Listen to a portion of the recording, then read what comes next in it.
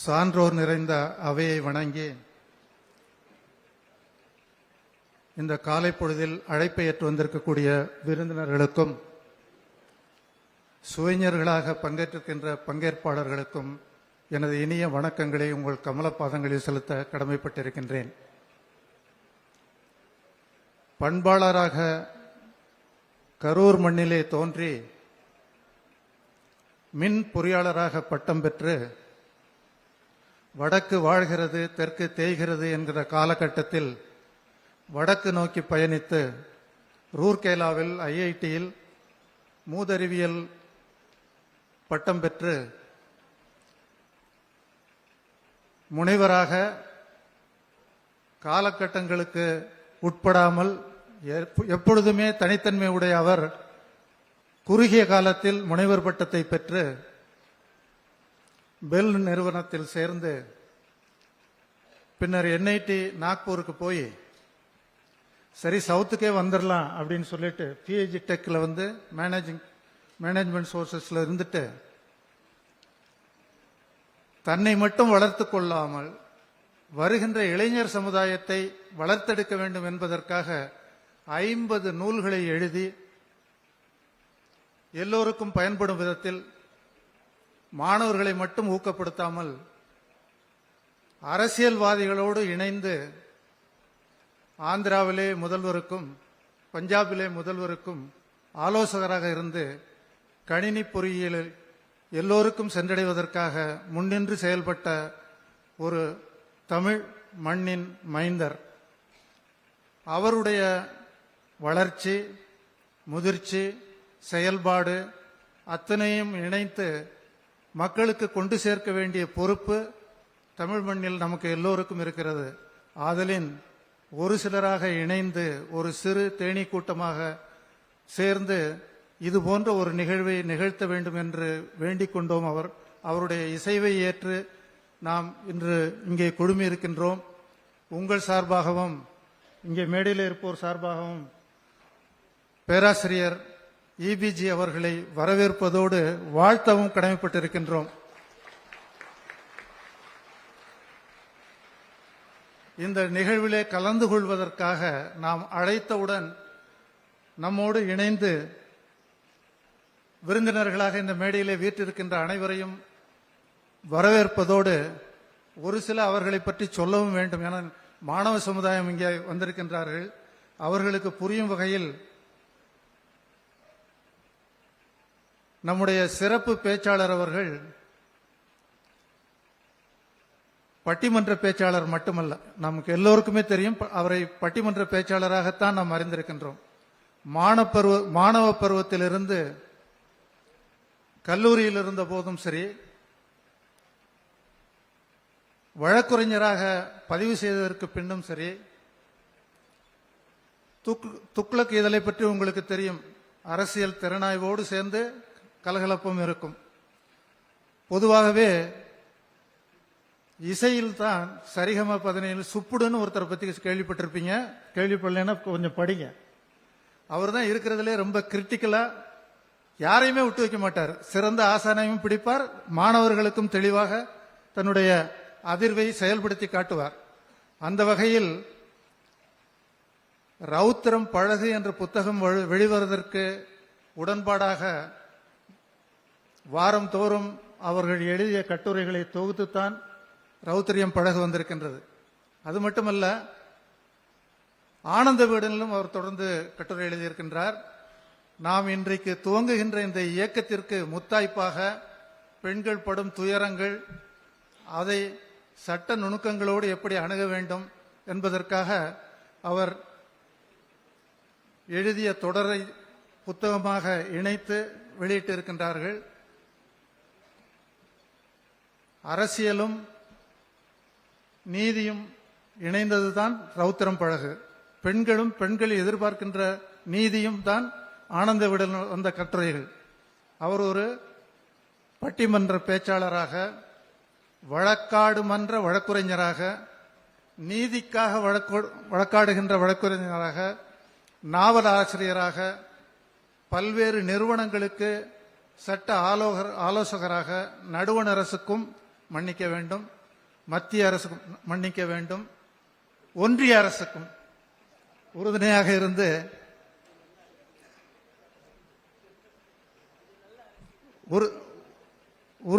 இருந்து சட்டங்கள் நேர்மை வெல்ல வேண்டும் என்று செயல்படுகின்ற ஒரு செயல்பாட்டாளர். நாங்கள் எல்லோருமே இணைந்து இத்தகைய ஒரு செயல்பாட்டாளரை நாம் அழைத்தால் வருவார்களா என்ற கேள்விக்குறி இருந்தபோது அழைப்பை ஏற்று வந்திருக்கின்றார்கள். அவருடைய சொற்பொழிவை சுவைக்குப்பதற்காகவே நீங்கள் வந்திருக்க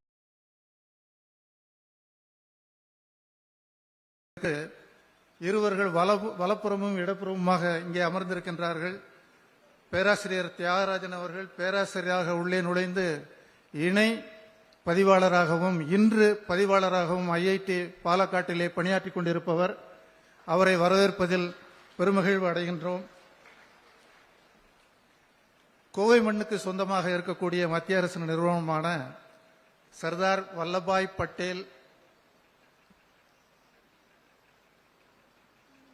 டெக்ஸ்டைல் மேனேஜ்மெண்ட் இன்ஸ்டிடியூட் ஏன்னா சில நேரத்தில் சுத்தமாக தமிழ் ஆய்வு பண்ணோம்னாக்க துணி இனியெல்லாம் வந்து இடையில மறைக்கும். அதை மறைத்து இன்று வாழ்வியலுக்கு சொந்தமான கல்வியும் பொருளாதாரமும், கல்வியை பற்றி பேசுறதுக்கு நிறைய பேர் இருக்காங்க, ஆனால் பொருளாதாரம் இல்லாமல் வேற ஒன்றும் இல்லை. அதாவது மண்ணுக்குள் புதைகின்ற நேரத்திலும் பொருளாதாரம் என்றால் வாய்விட்டு என்று திறப்பார்கள் என்று சொல்லி நாம் கேள்விப்பட்டு இருக்கின்றோம். அந்த வகையில் பொருளாதார பட்டதாரியாக துவங்கி Indian economic service IAS IPS மாதிரி இந்தியன் எக்கனாமிக் சர்வீஸ்ல அவங்க தேர்ச்சி பெற்று ரயில்வேல நிதி துறையில் பணியாற்றி பிறகு தன்னுடைய திறமையால் எல்லோராலும் பார்க்கப்பட்டு கண்கார்க்கு உதவியாக உள்புகுந்து படிப்படியாக முன்னேறி இயக்குனராகி மத்திய அரசினுடைய உயர்நிலை தொழிலகங்களுக்கு தேர்ச்சி பிரிவிலே தேர்ச்சி பெற்று நாம் எல்லோருமே எதிர்பார்க்காத பருத்தி துறையை தேர்ந்தெடுத்து இந்தியன் காட்டன், கோவை தான் எப்பொழுதுமே நாம வந்து மான்செஸ்டர்னு சொல்லுவோம், சவுத் இந்தியன் மான்செஸ்டர்னு சொல்லுவோம். அந்த தடுமாறிக்கொண்டிருந்த ஒரு நிறுவனத்தை லாபத்தோடு இயங்குகின்ற ஒரு நிறுவனம் மாற்றி காட்டி இன்று நம்மோடு கல்வி பணியிலே இணைந்திருக்கக்கூடிய இயக்குனர் அவர்கள் வந்திருக்கின்றார்கள். அவர்களை உங்கள் சார்பாக வரவேற்பதிலே பெருமகிழ்ச்சி அடைகின்றேன்.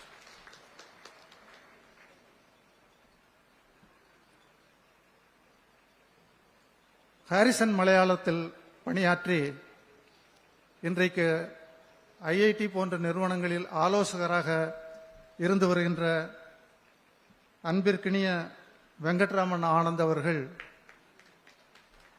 நம்முடைய பேராசிரியரோடு இணைந்து பழகிய காலகட்டத்தில் நிச்சயமாக அவர்கள் நினைவு கூறுவார்கள்.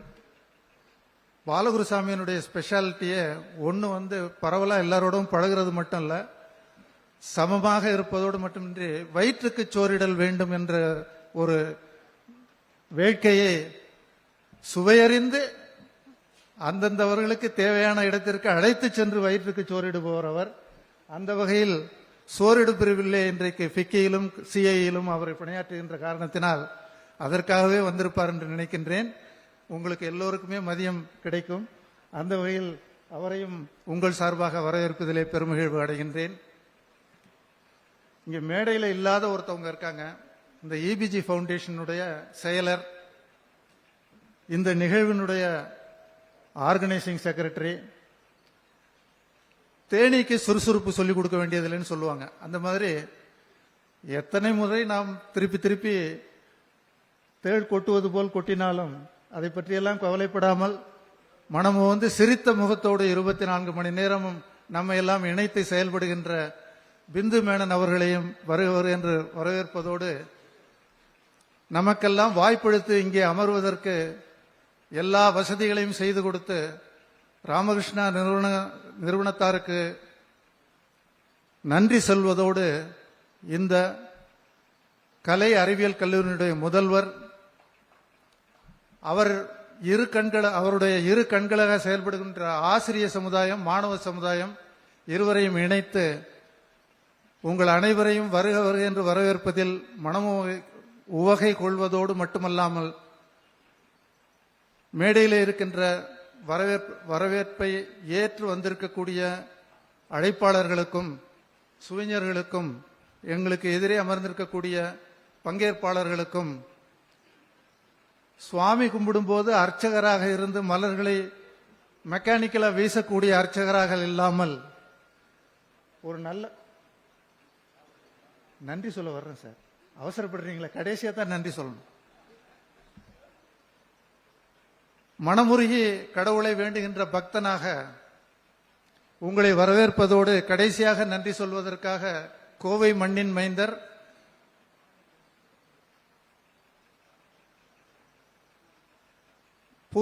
பூசாக்கோ கல்லூரியினுடைய முன்னாள் முதல்வர், இன்று கிருஷ்ணா கல்வி நிறுவனங்களுடைய செயல் இயக்குனர், அது மட்டுமல்ல பூசாக்கோ நிறுவனங்களினுடைய செல்லப்பிள்ளை, நம்முடைய பேராசிரியர் அவர்களுடைய இதயத்திலே குடிகொண்டிருக்கக்கூடிய சுந்தரராமன் அவர்களை உங்கள் சார்பாகவும் என் சார்பாகவும் வரவேற்று இந்த நிகழ்வை நடத்தி தருமாறு மனமோந்து வேண்டி விரும்பி கேட்டுக்கொள்கின்றேன். வணக்கம்.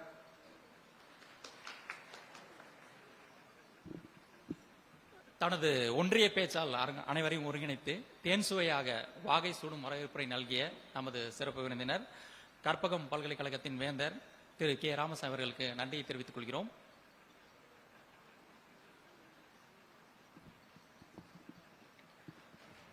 Welcoming with a shawl is a gesture of honor and warmth, and with it we welcome wholeheartedly into our community. It indicates warmth of our gratitude and the admiration we hold for you. Now may I invite Dr. B.L. Shukmar, Principal and Secretary, Sri Ramakrishna College of Arts and Science, to welcome the dignitaries on the dais by adoring them with a shawl. Firstly, a warm welcome to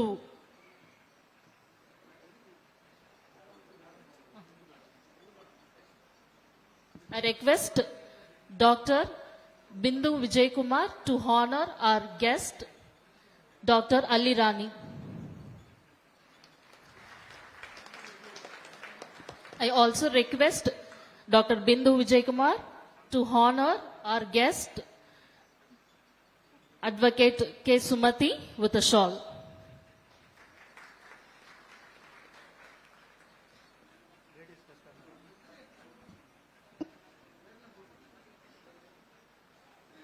A warm welcome to Dr. E. Balagurusami with a shawl.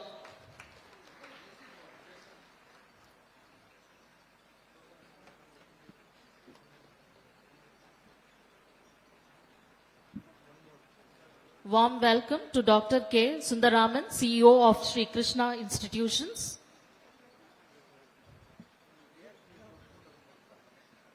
Warm welcome to Dr. B. Tyagarajan, Joint Registrar, and Dr. Ramasamy, Chairman of the Summit and the Chancellor of Karpagam University.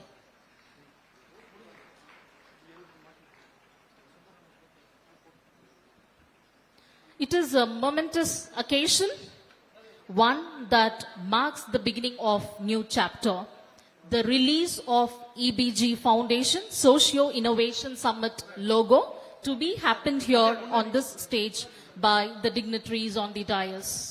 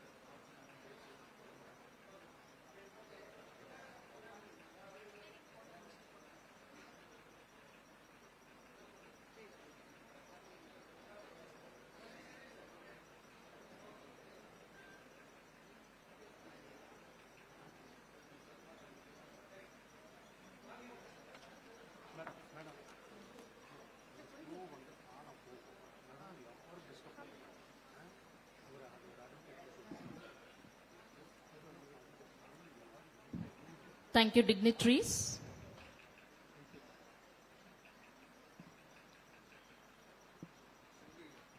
At this juncture, I feel delighted to introduce the guest of honor, Dr. Tyagarajan, to this forum.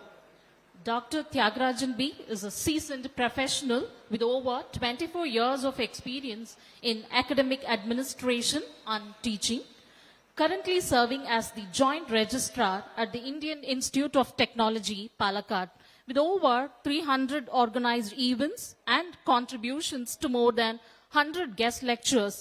He is a prominent voice in education and community engagement.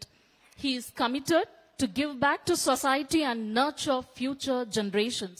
Here, may I invite our distinguished guest to address the gathering. Sir, please.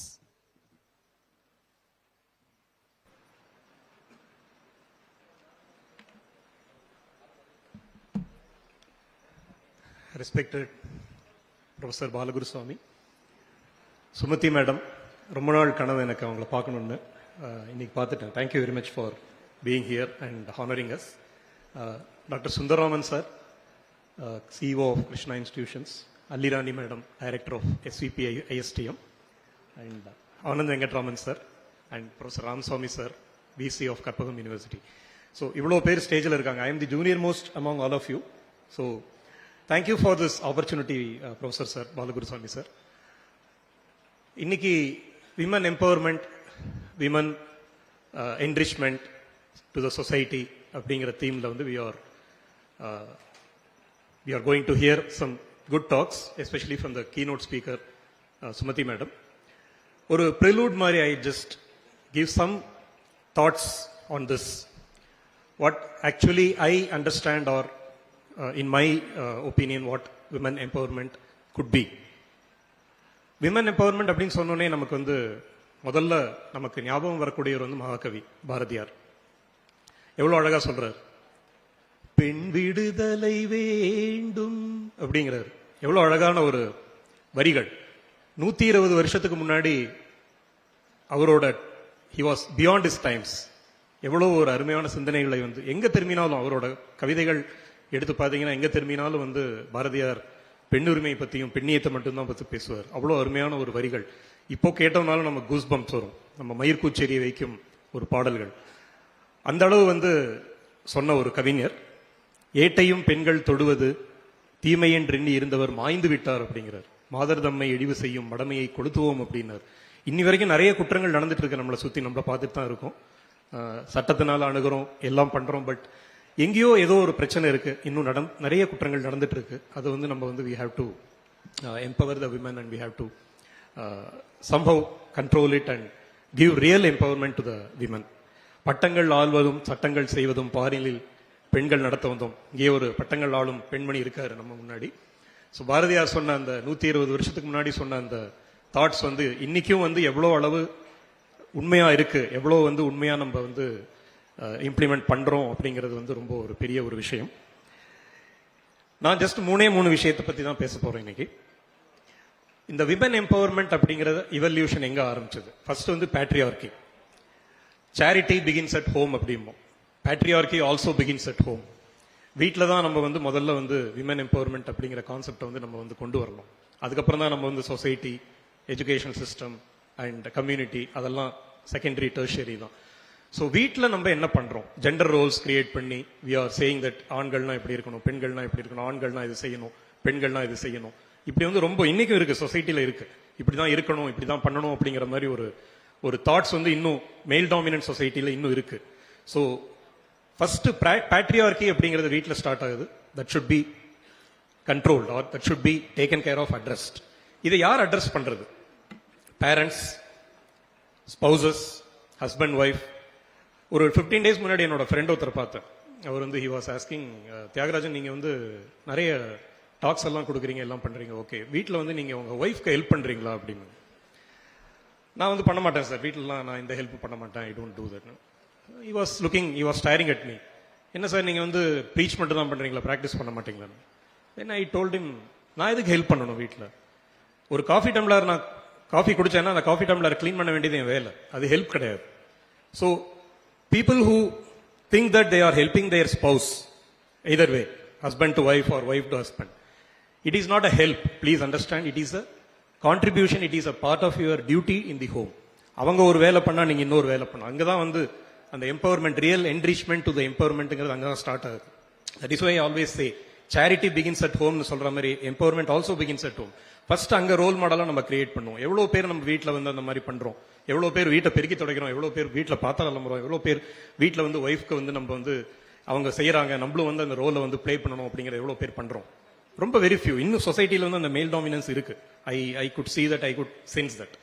So Bharathiyar சொன்ன அந்த 120 வருஷத்துக்கு முன்னாடி சொன்ன அந்த இதெல்லாம் உண்மை ஆகணும் அப்படின்னா நம்ம வந்து we should be, as a male gender, we should be more cautious, we should be more empowered to, ensure that the empowerment is happening really.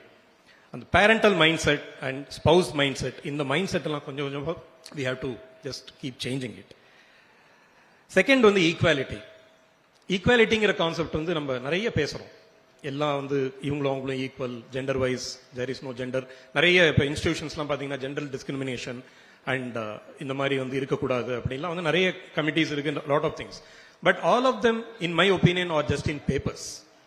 நிறைய ரூல்ஸ் இருக்கு, நிறைய கமிட்டிஸ் இருக்கு, நிறைய ரெகுலேஷன்ஸ் இருக்கு. பட் இது பேப்பர்ஸ்ல மட்டும்தான் இருக்கு. ரியல் இம்ப்ளிகேஷன், ரியல் இம்ப்ளிமெண்டேஷன்ல இருக்கா அப்படிங்கிறது I can say only 20 to 30%.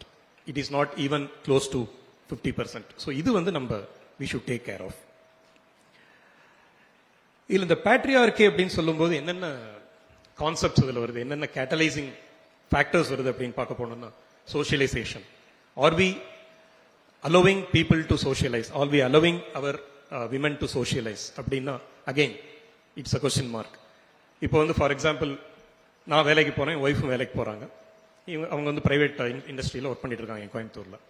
Assuming that நான் ஒரு நாள் வீட்டுக்கு லேட்டா போனேன் அப்படின்னா, 8 மணி 8:30 மணிக்கு போனேன் அப்படின்னா, I never have the guilty feeling that I go at home at 8:30. But இன்னைக்கும் சொசைட்டில வந்து if the women working women who come late, say 8:30, 9 அந்த மாதிரி வந்தாங்கன்னா, they have a sense of guiltiness. வீட்டுக்கு போய் நான் வந்து சமைக்கலையே, வீட்டுக்கு போய் எனக்கு வந்து என்னோட ஹஸ்பண்டை கவனிக்க முடியல, என்னோட பிள்ளைங்களை கவனிக்க முடியல அப்படிங்கிற கில்ட்டி ஃபீலிங் இன்னைக்கும் விமனுக்கு இருக்கு. அந்த ஃபீலிங் இருக்கிறதுக்கு காரணம் the people who are there with them, who are there in their home. So இந்த மாதிரி ஒரு ஃபீலிங்ஸ், இந்த மாதிரி ஒரு சோஷியலைசேஷன் நம்ம அலோவ் பண்றது இல்லை. we are not even ready to accept. நம்ம வீட்டுக்கு லேட்டா போனா we don't have guilty feeling, but அவங்க வீட்டுக்கு லேட்டா வரும்போது we have a sense of guilty feeling created in them. So அதை நம்ம வந்து எப்படி வந்து we have to root it out அப்படிங்கிறது தெரியணும்.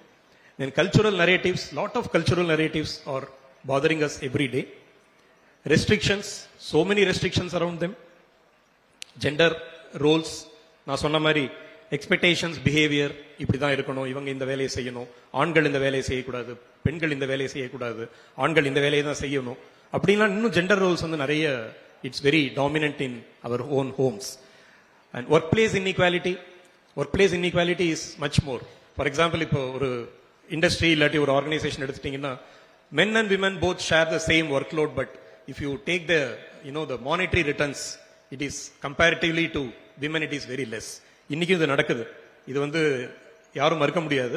2 பேருக்கும் ஒர்க்லோட் ஒரே மாதிரி தான் இருக்கும். எங்க போனீங்கனாலும் சரி, எந்த இண்டஸ்ட்ரி போனீங்கனாலும் சரி, எந்த இன்ஸ்டிடியூஷன் போனீங்கனாலும் சரி, ஒர்க்லோட் ஒரே மாதிரி இருக்கும். ஆனா பே வைஸ் பாத்தீங்கன்னா பே ஈக்குவாலிட்டி இருக்காது. இது வந்து we have to address. Family structures, நம்மளோட ஃபேமிலி ஸ்ட்ரக்சர்ஸ் வந்து கல்ச்சர்ங்கிற பேர்ல வந்து we are having so many inhibitions, apprehensions. So அது வந்து நம்ம கொஞ்சம் கொஞ்சமா we have to address them. Media representation, நிறைய மீடியா ரெப்ரசன்டேஷன் பாத்தீங்கன்னா இட்ஸ் வெரி பேத்தட்டிக். எஸ்பெஷலி பாட்டெல்லாம் பாருங்க. நான் ஒரு 10-15 வருஷத்துக்கு முன்னாடி ஒரு பாட்டு கேட்டேன். உன் சமையலறையில் நான் உப்பா சர்க்கரையா அப்படின்னு ஆண் வந்து பெண்ணை பார்த்து பாடுவார், ஏதோ ஒரு படத்துல வரும்.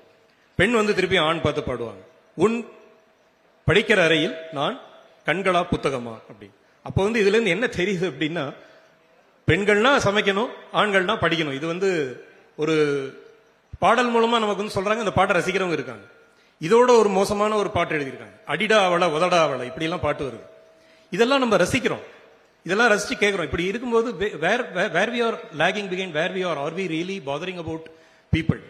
ஒரு பாட்டு கேட்டிருக்கேன் நான், ஆத்திரம் என்பது பெண்களுக்கு அடுப்படி வரைதான் அப்படின்னு ஒரு சாங் இருக்கு. அப்பவே எழுதியிருக்காங்க, ஸோ பாரதியார் எழுதின பாட்டுங்க இந்த பாட்டுங்க இந்த மாதிரி எல்லாம் பாட்டு நம்ம கேட்டு ரசிக்கும் பொழுது என்ன ஆகுது, நம்ம மைண்ட்ல நமக்கே தெரியாம இப்படிதான் இருக்கணும் போல இருக்கு. இந்த மாதிரி நம்ம ரசிக்கிற தன்மை அதெல்லாம் கொஞ்சம் கொஞ்சமா we have to curb and we have to just say that yes, இவங்க இப்படித்தான் இருக்கணும், இவங்க இந்த சொசைட்டில டாமினன்ஸ் இருந்ததுன்னா அந்த டாமினன்ஸ் இருக்கக்கூடாது. அந்த மாதிரி ஒரு கல்ச்சரை நம்ம கொண்டு வரணும். பாரதியாரோட சிந்தனைகள், வள்ளுவர் எடுத்து பார்த்தேன், வள்ளுவர் பெண்ணியத்தை பத்தி எங்கேயுமே பேசல. பாரதியார் பேசின அளவுக்கு இது வரைக்கும் யாரும் பேசல.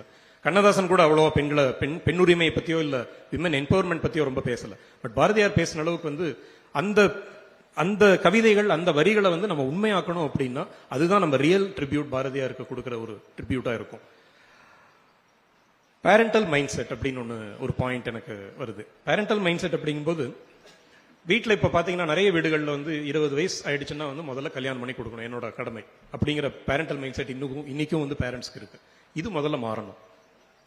அவங்களோட அந்த சேலஞ்சஸ், அவங்களோட கான்ட்ரிபியூஷன்ஸ், அவங்களோட அச்சீவ்மெண்ட்ஸை செலிப்ரேட் பண்ணணும் வீட்டில். How many parents as a parent we are doing it அப்படிங்கிறது it's still a question mark. I think they should be addressed. Open communication should be given for them in the house to discuss. Leadership roles, yes, people should have the leadership roles. Countable leaders தான் இருக்காங்க. இப்போ நம்ம பெண்கள் எடுத்து பார்த்தோம்னா நம்ம இந்தியாவிலே எடுத்து பாருங்க, எவ்வளோ பேர் லீடர்ஷிப் ரோல்ஸ் இருக்காங்க. Very countable compared to the other gender. Resilience, they should be taught how to challenge setbacks. ஒரு செட்பேக் வரும்போது லைஃப்ல பெண்கள் எப்படி அதை எதிர்கொள்ளணும், நேர்மறையா எப்படி அணுகணும் அப்படிங்கறத நம்ம சொல்லிக் கொடுக்கணும் as a parental. So இதுல ஃபைனலா என்னோட சில colleagues டேந்தும் என்னோட ஃப்ரெண்ட்ஸ் டேந்தும் ஒரு சில thoughts I gathered for this particular program. Few thoughts I'll share. Giving women the power make to their own choices and have control over their lives. This is one of the thoughts. Women need to be oriented on practical situations and challenges. Psychological empowerment allows women to live a life where they are not controlled by fear. Yes, women are now controlled by fear. This should go. Women at work must never forget 3 F's: family, friends, faith. Empowered women often take the lead in advocating for change in their communities. Yes, this should happen. True empowerment comes from within and can lead to remarkable outcomes regardless of economical or social status. It takes a change to be a woman in power, to carry burning torch, an action-oriented one, to illuminate the life of many in this society. Women who are surrounded by a strong family and colleagues would surely scale any heights. We have a need to bring culture of respecting women at home for her personal and professional contributions.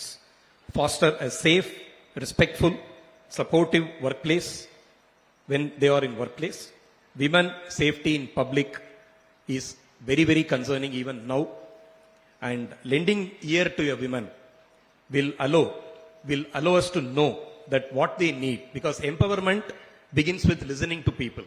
When you are not a good listener, you are not a good responder, you are not a good action taker. Empowerment has to be at psychological level. We need to build self-confidence in women and they have to believe that they can do everything. அப்படிங்கிற அந்த point we have to. So I conclude with a saying of Bharati again. நிமிர்ந்த நன்னடை நேர்கொண்ட பார்வையும் நிலத்தில் யாருக்கும் அஞ்சாத நெறிகளும் திமிர்ந்த ஞான செருக்கும் இருப்பதால் செம்மை மாதர் திரம்புவதில்லையாம். அமிழ்ந்து பேரிருளாம் அறியாமையில் அவலமெய்தி கலையின்றி வாழ்வதை உமிழ்ந்து தள்ளுதல் பெண் அறமாகுமாம். உதய கண்ண உரைப்பது கேட்டீரோ. Thanks for the opportunity. Let us empower women.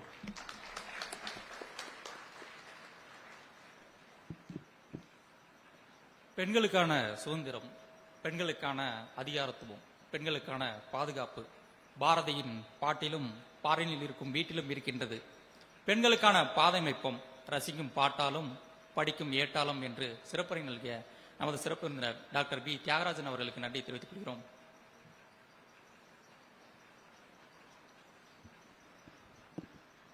It's really a great privilege for me to introduce our guest of honor, Dr. Alirani, to the gathering. Dr. Alirani is an accomplished Indian Engineering Services officer recognized for her leadership in infrastructure development and project management. With a strong commitment to sustainability and mentoring, she inspires future engineers through her extensive experience and dedication to public service. Here comes our guest of honor, Dr. Alirani, to share a few words with us. Ma'am, please.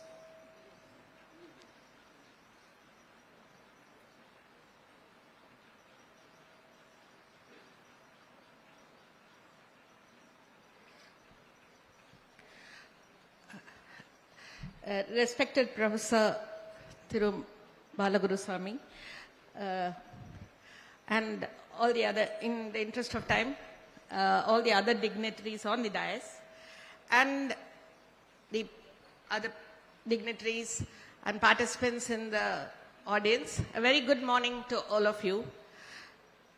It's wonderful to be here today, especially when the topic of the day is something which is very close to my heart. This is, the women empowerment is a term, or you can say something which has been widely misunderstood. In my view, and this is coming from the horse's mouth because I'm also a woman, women empowerment is not to be given. Many people to say to give power to the women. This is not the correct approach. Today, India, we have had, glorious history. There are so many women in history who have really proven to be very great women, great examples of womanhood. Right from the woman who, in Tamil lore, who has chased the tiger away with a small moram, right from that woman to Jhansi Rani, to Indira Gandhi, to one of the greatest leaders ever, world leaders. So like that, women, there are great women in our history. So where is this question of giving power to women? I think women empowerment has to be understood as something which is totally woman matter. In fact, today I'm a little disappointed, no offense meant to the organizers, but the number of women in the front 2 rows is very low. It is dominated by men. But at least in the audience, I can see, I think maybe 50% of women. I'm very happy. But I think women empowerment should be discussed or should be talked to an audience, to address to an audience which is predominantly women. Because I think today this concept is most misunderstood by women. This is because in the Indian culture, internationally also in many other countries, the women have been taught right from childhood, they are taught that they are secondary to men. So women are unable to kind of change that mindset and, acquire a role where they lead. As the previous speaker said, we feel that the responsibilities at home should be, carried out. It is more about women. In fact, there's this famous joke where 2 male friends who meet outside, maybe in a bar, when they are talking, the man says, I take all the major decisions and my wife takes all the minor decisions. So in the house, and when the other friend asks, what are the major decisions, what are the minor decisions your wife takes? He says, she decides what is the monthly ration, what should be the budget, what should be the children's school coaching, where they should get tuition. All these things my wife decides. So what do you decide? The friend asks, and the person says, I decide whether Ukraine and Russia should stop the war, whether we should attack Pakistan or not. These are the major decisions I take. That's a joke. But actually speaking, that is really a fact. The men, another example I can give you. Today morning, How many of the women who sat here had time to sit and read the newspaper? Anybody it's very rare to find a lady of a household having a morning cup of coffee and reading the newspaper. But it is so much accepted that for the male of the household, the newspaper and coffee should be ready in the morning. This is a very common example where you understand why women are, still not really confident to lead. They are still not confident to take decisions because they themselves have accepted a role which is secondary, which is like more to follow than to lead. So there are very good speakers whom we are very anxious, all of us are anxious to hear today.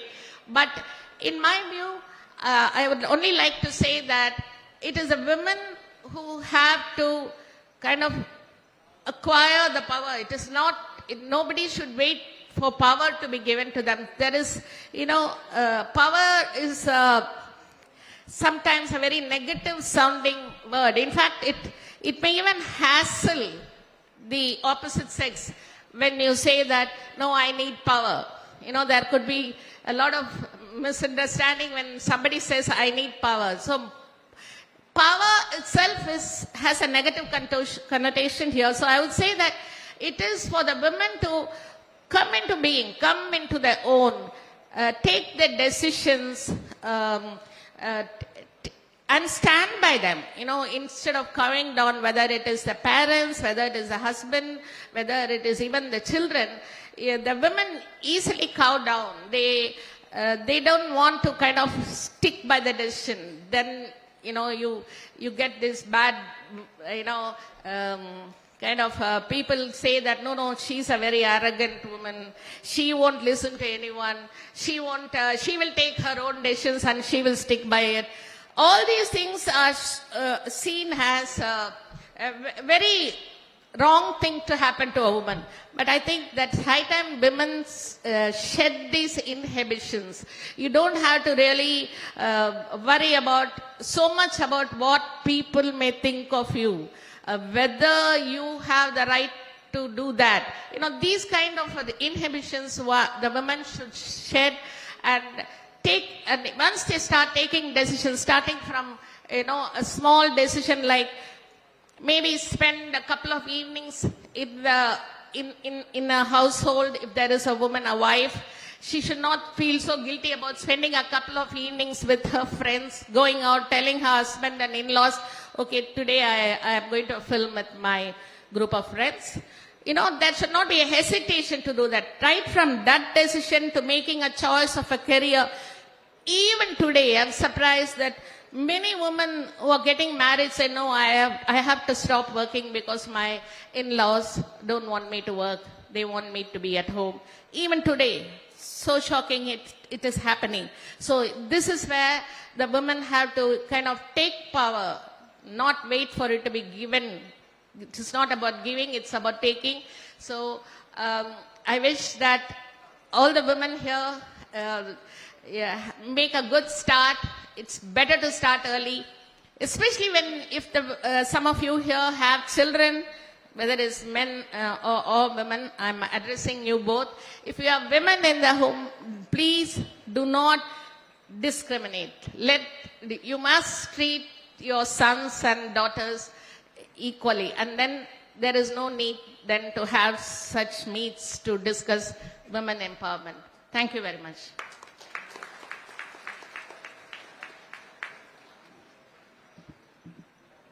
பெண்களுக்கான சக்தி அது இயற்கையானது, தனித்துவமானது.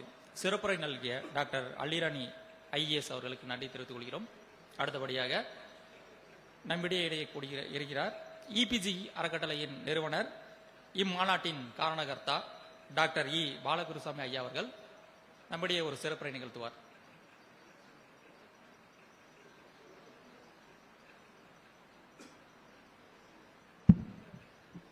Take this side. You all take that side. எல்லோருக்கும் என்னுடைய காலை வணக்கங்கள். இந்த ப்ரோக்ராமில் நான் பேசுகிற ஐட்டமே இல்லை. ஆக்சுவலாக because of the request from Sivakumar and others, I am standing before you. Distinguished guests and the dais, invitees, my dear students, ladies and gentlemen. See, this event is started basically because my friends, some of them, Professor Ramasamy, Sundararajan, all of them wanted to have a birthday celebration. This is a birthday month of me actually. 16th October. They wanted to have a birthday celebration. I told no need to have a celebration of birthday, but you have some event which will be useful for the public and society. See, that's how this started. And then we named it as a Socio-Economic Innovation Summit. Because today India needs innovation actually. All of you know we have 77 years of independence. Still we are struggling to become a developed country. Our Honorable President says 2047 we will become a developed country. It's only a dream, please remember, it's only a dream. Like Abdul Kalam had a dream of 2020. Our PM has a dream of 2047, 27 years later. But I don't know, the dream will become fulfilled only when all of us work. It's an excellent dream. He has given a direction for us. All of us have to work together to make it happen. For which innovation is most important. You know, the socio-economic development. Not only economic development, also social development. Both of them have to happen. That can happen only through innovations, creative ideas, creative minds and innovations, so that you can produce new products, new services, export more than what we import. Unless we do that, we can never become a developed country there. We try to export more than what we import, for which we need innovations. I always tell, no country can progress socially, economically if the people of the country lack innovation. Please remember that. If you compare all nations like Taiwan, Korea, Japan, all that, you can understand why they are away us because of the innovation, creativity and innovation. I think we lack that attitude. By and large, Indian people lack creativity and innovation. I think we have to do that.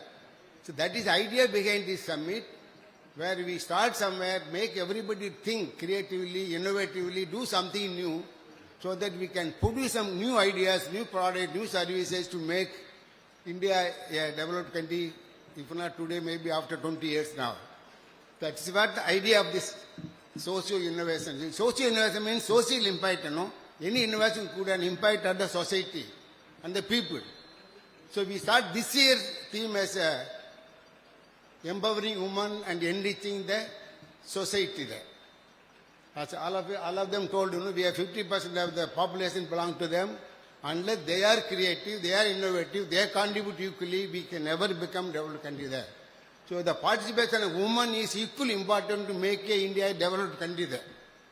So that is why we have this theme this year now. Make them participate socially, economically, so that we can jointly work together. Men and women work together jointly towards progress, and we make India a developed country 2047. So that's the idea behind this summit. And I would like to thank every one of you here for having accepted our request, invitation there, having come here there. I think the journey starts today and it will go till 2047 to make India a developed country there. So I thank you everybody, and I hope all of you join with us to further. It's not the only beginning, not the end actually. So that we will do. And every year there is a summit will be there. Next year theme will be different. We will announce at the end of the day. So every year theme which is towards the innovation and development to make India a developed country there. It's only because of that only we are answered. Thank you very much. Wish you all the best. I would like to thank all the speakers here for having accepted, having given a wonderful speech. And I hope we will continue together the journey towards development. Thank you very much. Wish you all the best.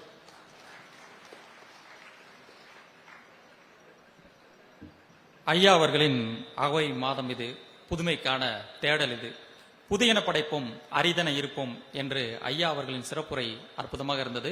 அவர்களுக்கு நன்றி தெரிவித்துக் கொள்கிறோம். அடுத்தபடியாக நம்முடைய இணையும் விருந்தினர், பெண்களுக்கான தன்னம்பிக்கை இவர், தனித்திறமிக்க வழக்கறிஞர், தன் வாதத்திறமையாலும் பட்டிமன்ற பேச்சாலும் உலகிற்கு பரிச்சயமானவர், சிறந்த எழுத்தாளர், கல் மண்டபம் நாவலின் ஆசிரியர், இலக்கிய சிந்தனை விருதிற்கு சொந்தக்காரர், வழக்கறிஞர், எழுத்தாளர் என்பதை கடந்து எஸ் ஃபவுண்டேஷன் அறக்கட்டளையின் நிறுவனர், என்பது இவரின் மற்றொரு அடையாளம். வழக்கறிஞர் திருமதி கே. சுமதி அவர்களை நம்முடைய உரையாற்ற அன்போடு அழைக்கின்றோம்.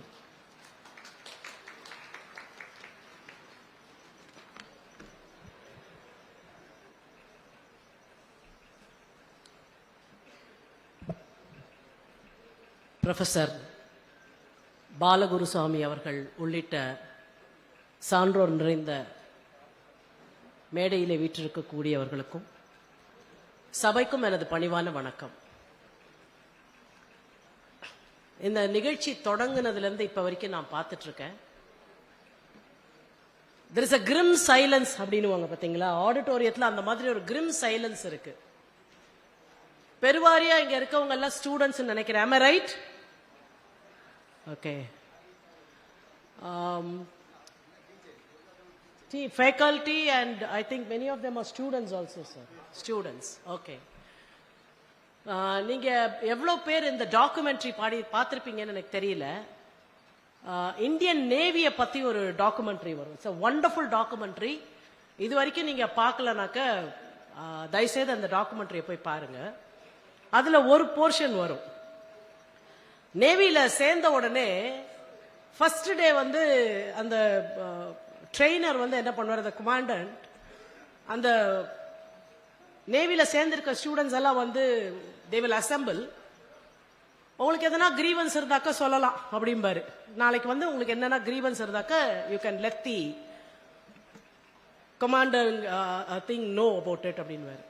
அடுத்த நாள் ஒருத்தர் வந்துட்டு ஒரு புதுசா சேர்ந்திருக்க ரெக்ரூட் இல்லையா, அவர் சொல்லுவாரு டீ சரியால, அப்புறம் ஸ்பேஸ் சரியால, அது சரியால, இது சரியால அப்படின்னு ஒரு கிரீவன்ஸ் சொல்லுவோம். அப்படியா அப்படின்ட்டு அப்புறம் ஒரு சீனியரை பத்தி ஒரு கம்ப்ளைண்ட் பண்ணுவார்.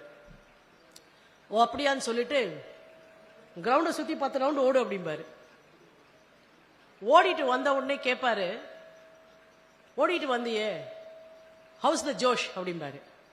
நீ ஹவுஸ் த ஜோஷ்னு அவங்க கேட்டாக்க ஹை சார்ன்னு மட்டும்தான் சொல்லலாம். வேற ஏதாவது சொன்னீங்கன்னாக்க இன்னும் ப்ராப்ளம் ஆகும். ஹவுஸ் த ஜோஷ் அப்படிம்பாரு. ஹை சார் அப்படிம்பாரு. It's high, so please go another 10 rounds அப்படிம்பாரு.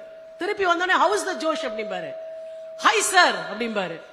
Okay another 5 rounds ன்னுவாரு. the lesson to take back is complaint பண்ணாத, நீங்க வந்திருக்க இவ்வளவு பிரச்சனைகள் உங்களை சுத்தி இருக்கு, இதுக்குள்ள நீ யாரா இருக்க போற, அத நீ வந்து ஐடென்டிஃபை பண்ணி இன்வென்ட் பண்ணி நீ அதுவா மாறணும் அப்படின்றதுதான் அந்த ஃப்ரெஷ் ரெக்ரூட்டுக்கான take home lesson. I think இததான் ஒரு வரியில வந்து மேடம் இங்க சொன்னாங்க.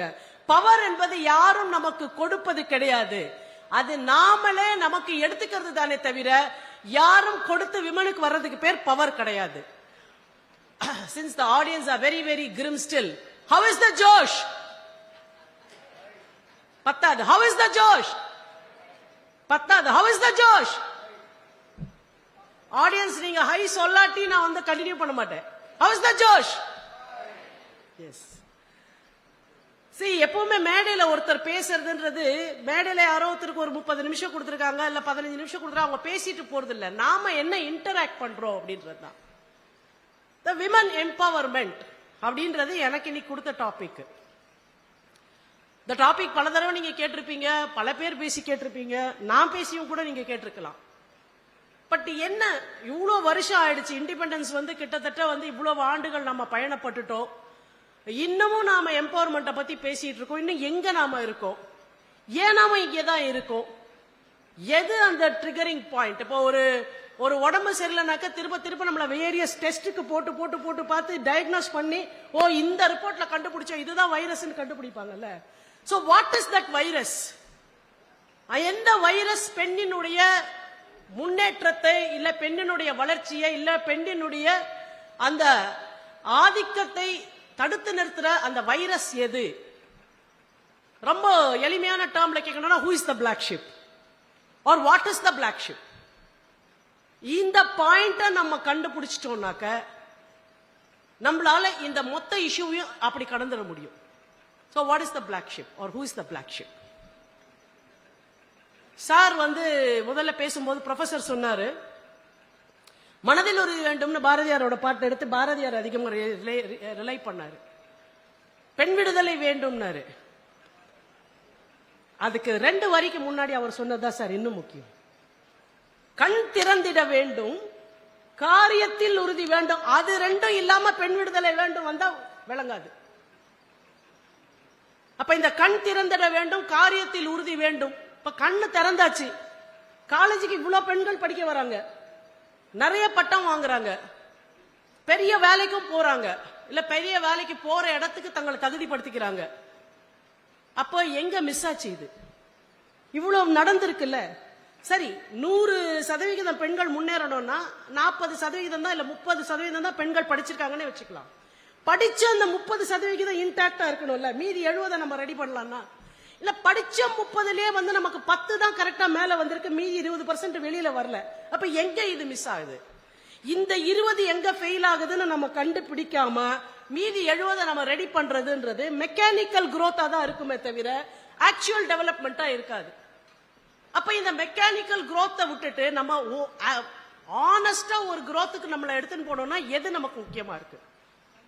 So who is the black sheep or what is the black sheep?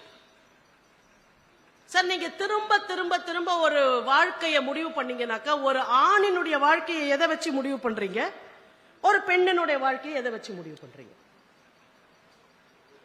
Mister தியாகராஜனோ இல்ல இங்க இருக்கக்கூடிய டயஸ்ல on or off the dais இருக்கவங்கள யாரா இருந்தாலும் அவங்களுக்கு ஒரு பெண் இருக்காங்க, அவங்களுக்கு ஒரு பையன் இருக்காங்க, அப்படி வச்சுக்கோ. ஒரு ஃப்ரெண்ட ரொம்ப வருஷம் கழிச்சு மீட் பண்றாங்க. அப்புறம் என்னப்பா என்ன பண்றாங்க உங்க பசங்க? ஒரு பொண்ணு ஒரு பையன் இல்ல உனக்கு? ஆமா அம்மா. யார் பெரியவங்க? பையன். எவ்வளவு வயசு ஆகுது? 27. பொண்ணு 24 வயசு. சார், கல்யாணம் பண்ணலையா இன்னும்? 27 வயசுக்கு பையனுக்கு கல்யாணம் பண்ணலையான்னு கேட்கறதுல, ஆனா 24 வயசு பையனுக்கு கல்யாணம், பொண்ணுக்கு கல்யாணம் பண்ணலையான்னு கேட்கிறாங்க. அப்ப இங்க ஒரு ஆணினுடைய வாழ்க்கை என்ன பண்ணிட்டு இருக்கான்? அவன் பையன் எங்க ஒர்க் பண்றான், பிசினஸா, படிச்சிருக்கானா, இதுதான் ஒரு ஆணை டிசைட் பண்றதுக்கான அவனோட சக்சஸ். பெண்ணோட சக்சஸ் எதுனாக்கா, உனக்கு கல்யாணம் ஆயிடுச்சா, உனக்கு குழந்தை இருக்கா, நீ ஒரு ஃபேமிலியில இருக்கியா இல்லையா, இதுதான் கேள்வி. இங்க இந்திரா காந்தியினுடைய பேரை மேடம் சொன்னாங்க. இந்திரா காந்தியாவே இருந்தாலும் அவங்கள அசஸ் பண்ணது எப்படி இந்த சமூகம்ன்றது எனக்கும் உங்களுக்கும் தெரியும். இந்த ஊர்ல யாரும் மொரார்ஜி தேசாயோ வாஜ்பாய் அவர்களையோ ஃபேமிலி மேனா சார் நீங்கன்னு கேட்க மாட்டாங்க. ஆனா if it comes to the highest பவர்ல இருக்கக்கூடிய விமனா இருந்தாலும் உங்க ஃபேமிலியில என்ன நீன்னு கேட்பாங்க. அப்ப எது மிஸ்chief மாங்கராக இங்க இருக்கு அப்படின்னாக்க, who is the black sheep அப்படின்னா, இங்க மேரேஜ்ன்ற ஒரு இன்ஸ்டிடியூஷனை வச்சுக்கிட்டு இதுல பெண்கள் மட்டும் தான் அடிமைப்பட்டவர்கள், ஆண்கள் கல்யாணமானாலும் விடுதலை ஆனவர்கள் தான் அப்படின்னு நீங்க ஒரு ஸ்டாண்டர்ட்ஸ் செட் பண்ணி வச்சிருக்கீங்கல்ல, that is the black sheep. Madam சொன்னாங்க கல்யாணம் ஆனப்புறம் நிறைய பெண்கள் வேலைக்கு போறது இல்லை. அப்படி போகாட்டி கூட நிம்மதி மேடம். அட்லீஸ்ட் வீட்டுல சும்மா ஜாலியா இருந்தோம், ஏதோ வீட்டு வேலை பண்ணோம், ஹாப்பியா இருக்கலாம். கரியர் போயிடுச்சேன்ற ஒரு வருத்தம் இருக்கும், அட்லீஸ்ட் கொஞ்சமாவது ரெஸ்ட் எடுத்தோன்ற ஒரு சந்தோஷம் இருக்கும். ஆனால் கெரியர்ல போய் ஹையஸ்ட் பொசிஷன்ல இருக்கக்கூடிய விமன் அவங்க அவங்க கிட்ட சொல்ற ஒரு கதை இருக்கு பாத்தீங்களா? இங்க இருக்க எல்லா விமனும், இங்க இருக்க எல்லா மென்னும் கேட்டுக்க வேண்டியது என்னன்னா, எங்களுக்கு அகேன்ஸ்டா பேசுறீங்களா நினைக்காதீங்க. உங்ககிட்ட ஏன் பேசுறோம்னா, உங்க வீட்டுல உங்களுக்கு மகள் இருக்கா, உங்க வீட்டுல உங்களுக்கு தங்கச்சி இருக்கா, உங்க வீட்டுல ஒரு அக்கா இருக்கா, அவ இதே பிரச்சனையை ஃபேஸ் பண்ணலாம். அங்க நீங்க அண்ணனாகவும் அப்பாவாகவும் மாமாவாகவும் நீங்க சரியா இருப்பீங்க. கணவனா வரும்பொழுது மட்டும்தான் உங்க எல்லாருக்கும் ஆம்பளன்ற ஞாபகம் வந்துடும். Your gender comes to your mind only when you are reminded that I am a husband inside the house and my dictum shall be the final word here. அதனால அந்த போஸ்டிங்க தனியா வச்சுட்டு நீங்க மற்றவர்களாக நினைச்சு இதுக்கு அப்புறமான விஷயத்தை கேளு. ரொம்ப படிச்ச ஒரு லேடி வேலைக்கு கல்யாணம் ஆச்சு. 2 விதமான கல்யாணம் நம்ம இப்ப பேசணும். இங்க இந்தியாக்குள்ளேயே கல்யாணம் பண்ணிட்டு இங்கே வாழ்றவங்க நம்ம இன்னொன்னு மறந்துடக்கூடாது. கல்யாணம் பண்ணிக்கிட்டு வெளிநாட்டுல போய் அங்க போய் செட்டில் ஆனோன்றதுக்கு வாழறவங்க, இங்க ஒரு கரியர் வச்சுக்கிட்டு கல்யாணம்னு வருகின்ற பொழுது வெளிநாட்டுல போய் செட்டிலா போறேன்றதுக்காக இங்க இருக்க கரியரை அப்படியே கட் பண்ணிட்டு, இன்னும் விசா கூட கன்ஃபார்ம் ஆகாம, எம்ப்ளாய்மெண்ட்டுக்கான விசா கன்ஃபார்ம் ஆகாம வெளிநாட்டுக்கு போயிட்டு அந்த விசாவை கொடுக்காமலேயே ஒரு குழந்தை பிறக்கும், 2 குழந்தை பிறக்கும், 8 வருஷம் ஆகும், கெரியர்ல இருந்து பெரிய பிரேக் ஆகும். அதுக்கப்புறம் அந்த கெரியருக்குள்ள போய் அந்த விசா அவங்களுக்கு கிடைச்சி அவங்க settle ஆகிறதுக்குள்ள their career would have gone to the shambles. இது ஒரு விதமான ஃபேமிலி. இன்னொன்னு இந்தியாக்குள்ளேயே கல்யாணம் பண்ணி இருக்கவங்க. இந்த இந்தியாக்குள்ள கல்யாணம் பண்ணி இருக்கவங்களா இருந்தாலும் வெளிநாட்டுல கல்யாணம் பண்ணி இருக்கவங்களா இருந்தாலும் பெண்கள் பண்ற மிகப்பெரிய தப்பு என்ன? ரீசெண்டா ஒரு 1 இயர்க்குள்ள ஒரு ஷோ ஒன்னு வந்தது டெலிவிஷன்ல. அந்த ஷோ வந்து வெரி டிஸ்ஹார்டனிங் ஷோ. அந்த not the entire show, that particular டாபிக்ல பேசின பெண்கள் பேசின விஷயம் அவ்வளவு டிஸ்ஹார்டனிங்கா இருந்தது. என்ன அப்படின்னா, உங்க கல்யாணம் எப்படி நடக்கணும்னு நினைக்கிறீங்க, உங்க கல்யாணத்துக்கு என்ன வேணும்னு நினைக்கிறீங்கன்னு அந்த ஷோல டிபேட். அதுல ஒரு லேடி சொல்றாங்க, 50 லட்சம் ரூபாய் செலவு பண்ணணும் கல்யாணத்துக்கு. எனக்கு தெரியல எதுக்கு 50 லட்சம் ரூபாய் செலவு பண்ணணும்னு. கல்யாணம் பண்றது எப்படியா இருந்தாலும் அந்த ஒரு கேரக்டர் தான், அதுக்கு எதுக்குங்க 50 லட்சம் ரூபாய்? அது 5 லட்சம் ரூபாய் வர்த்தாலே நம்ம முதல்ல யோசிக்கணும். I really can't understand. 50 லட்சம் ரூபாய் என்பது இன்னைக்கு கல்யாணம் ஒரு 26, 27 வயசு குழந்தையா இருந்தா கூட, ஒரு கேர்ளா இருந்தாலும் 50 லட்சம் ரூபான்றது இன்னைக்கு அவங்க அப்பாவுக்கு எவ்வளவு வயசு இருக்கணும்? ரொம்ப ஏர்லி மேரேஜ் இருந்தா கூட அவருக்கு ஒரு 53, 54 வயசு இருக்கணும். 25 ஆண்டுகளாக அவர் உழைத்து சேமித்து சேர்த்த மொத்த 50 லட்சம் ரூபாயும் யாராவது கொண்டு போய் ஒண்ணுல இன்வெஸ்ட் பண்ணுவாங்களா? I will not be a fool to invest my entire savings in one program. இதை ஏன் பேசுறேன்னா, எக்கனாமிக்ஸ்ல இந்தியன் எக்கனாமிக் சர்வீஸ்ல இருக்கவங்க இருக்காங்க. Don't put all your eggs in the same basket என்பார்கள். பேசிக் எக்கனாமிக்ஸ் இல்ல. நான் கல்யாணம்ன்ற ஒரு பேஸ்கெட்ல போய் என்னுடைய என்டையர் சேவிங்ஸ் எக்ஸ போடுவேனா? சத்தியமா போட மாட்டேன். ரெண்டாவது, அந்த கேர்ள் சொல்றாங்க எனக்கு இவ்வளவு சவரன் நகை வேணும்னு.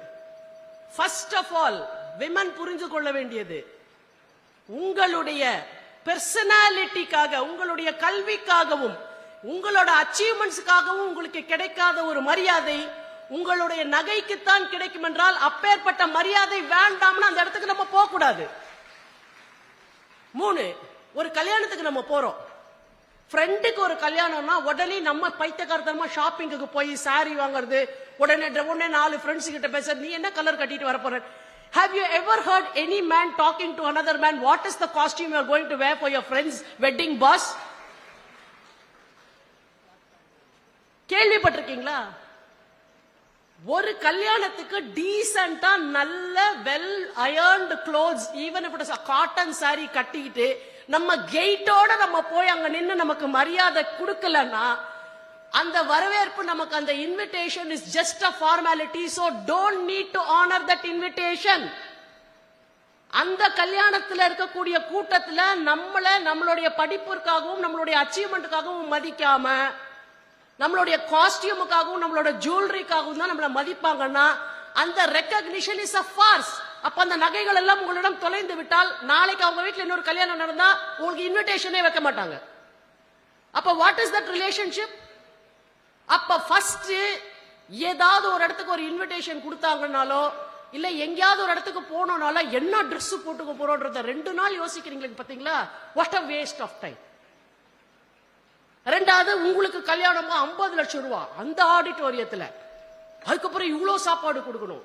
சார், மல்டி கியூசைன்னு ஒரு ரெஸ்டாரண்ட்ல வைக்கிறதுக்கு காரணம், அவன் வயிற்றுக்கு ஏத்த மாதிரி, அவனுடைய பழக்கத்துக்கு ஏத்த மாதிரி, அவனுடைய பிரியத்துக்கு ஏத்த மாதிரி, அந்தந்த டைமுக்கு ஏத்த மாதிரி சாப்பிடறதுக்காக ஒரு ஸ்ப்ரெட் தரான். ஒரு கல்யாணத்துல ஒரு இலையில கொஞ்சம் நூடுல்ஸ் வைக்கிறீங்க, கொஞ்சம் பிரியாணி வைக்கிறீங்க, கொஞ்சம் நார்த் இந்தியன் டிஷஸ் வைக்கிறீங்க, திடீர்னு சாம்பார் சாதம் வைக்கிறீங்க, அந்த பக்கம் பார்த்தா பூரி சென்னா வைக்கிறீங்க. யாராலையாவது இதை சாப்பிட முடியும்?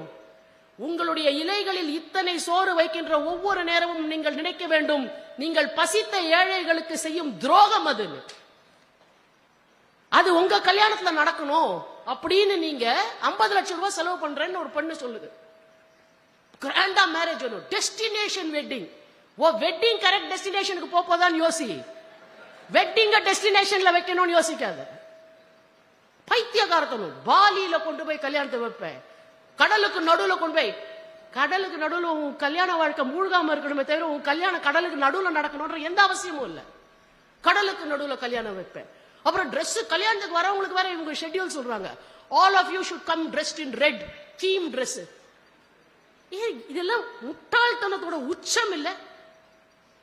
அண்ட் பணக்காரர்கள் ரொம்ப பாப்புலரா லைம் லைட்ல இருக்கவங்க வீட்டு கல்யாணத்தை எல்லாம் பார்த்துட்டு இந்த ப்ரீ வெட்டிங் ஷூட்னு ஒரு கேவலமான விஷயம் பண்றீங்களா? இப்போ நீங்க என்ன பூமர்னு கூப்பிடுங்க, என்னன்னா கூப்பிடுங்க, எனக்கு அதை பத்தி பிரச்சனை இல்லை.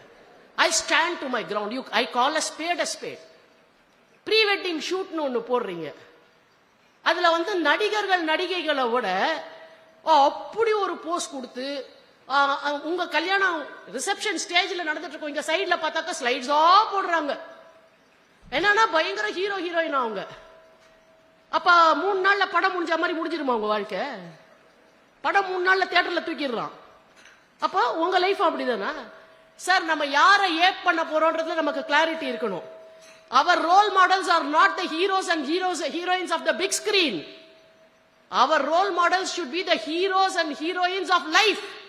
வாழ்க்கையில உண்மையிலுமே யார் ஹீரோ ஹீரோயினா நமக்கு நிக்கிறாங்களோ அவங்க தான் நம்ம ஹீரோ ஹீரோயினா இருக்க முடியுமே தவிர ஸ்கிரீன்ல சினிமால வரவங்க நம்ம ஹீரோ ஹீரோயினா இருக்க முடியாது. அன்பார்ச்சுனேட்லி நம்ம அவங்கள மாடல் எடுத்துக்கிறோம். அப்ப 50 லட்சம் ரூபாய்க்கு கல்யாணம் பண்ணு, அந்த ஆடிட்டோரியத்துல கல்யாணம் பண்ணு, வெட்டிங் டெஸ்டினேஷன் கல்யாணம் பண்ணு, அதுக்கப்புறமா pre wedding shoot, post wedding shoot. Sir யாராவது உங்க கல்யாண ஆல்பத்தை எடுத்து 2வது தடவை பார்த்திருக்கீங்க? வீடியோ ஒரு தடவையாவது பார்த்திருக்கீங்க? I really can't understand. ஒரு ரெக்கார்டுக்காக வேணும் சார் இது. அது ஒரு மினிமல் இதுவா இருந்தா போதும்.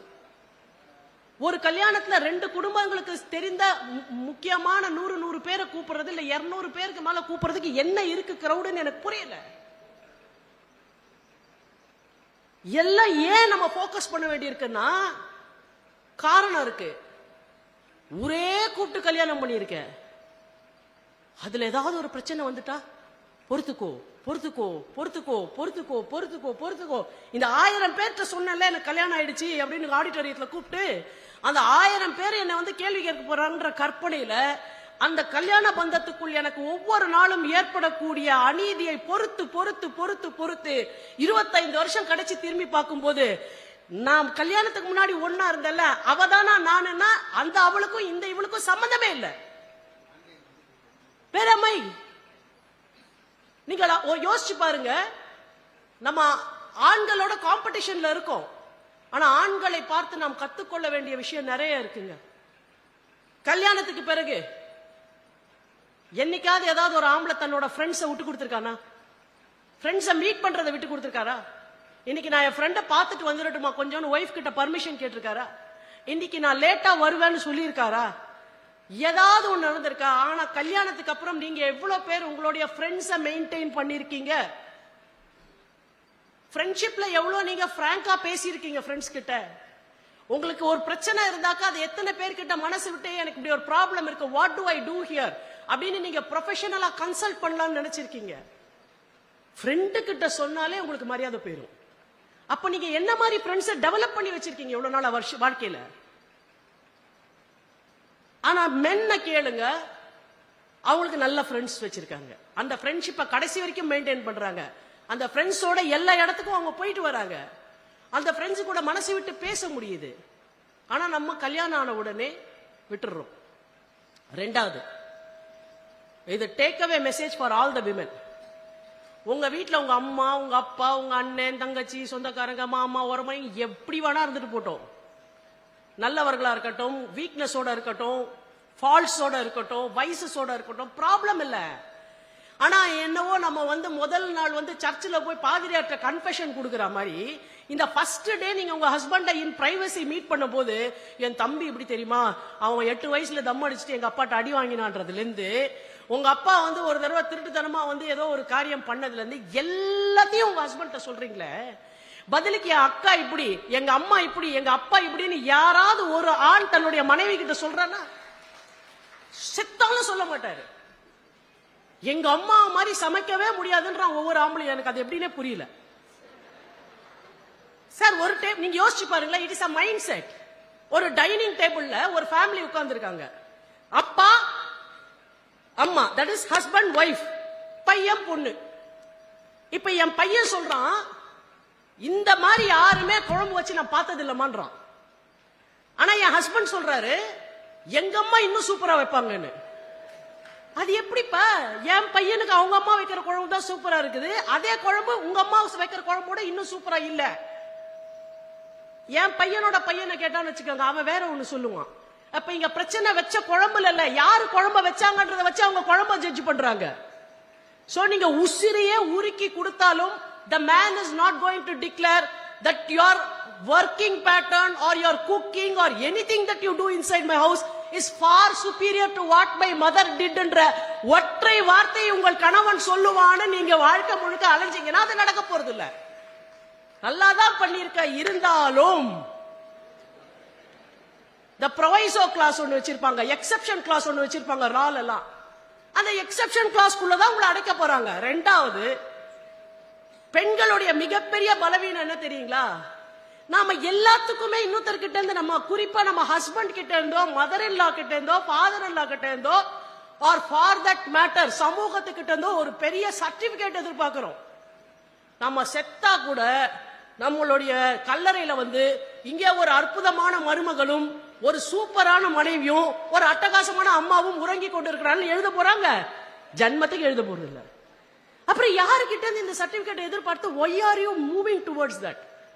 At the end of the day, நான் ஒரு நல்ல ஒய்ஃபா இருந்திருக்கேன், நான் ஒரு நல்ல மதரா இருந்திருக்கேன், நான் ஒரு நல்ல டாட்டரா இருந்திருக்கேன், நான் ஒரு நல்ல சிஸ்டரா இருந்திருக்கேன். I have been a very good citizen to the society என்ற பர்சனல் சாட்டிஸ்பாக்சன் உங்களுக்கு இருக்கும் என்றால் அத வேற யார்கிட்ட இருந்து சர்டிபிகேட்டா எதிர்பார்க்காதீங்க.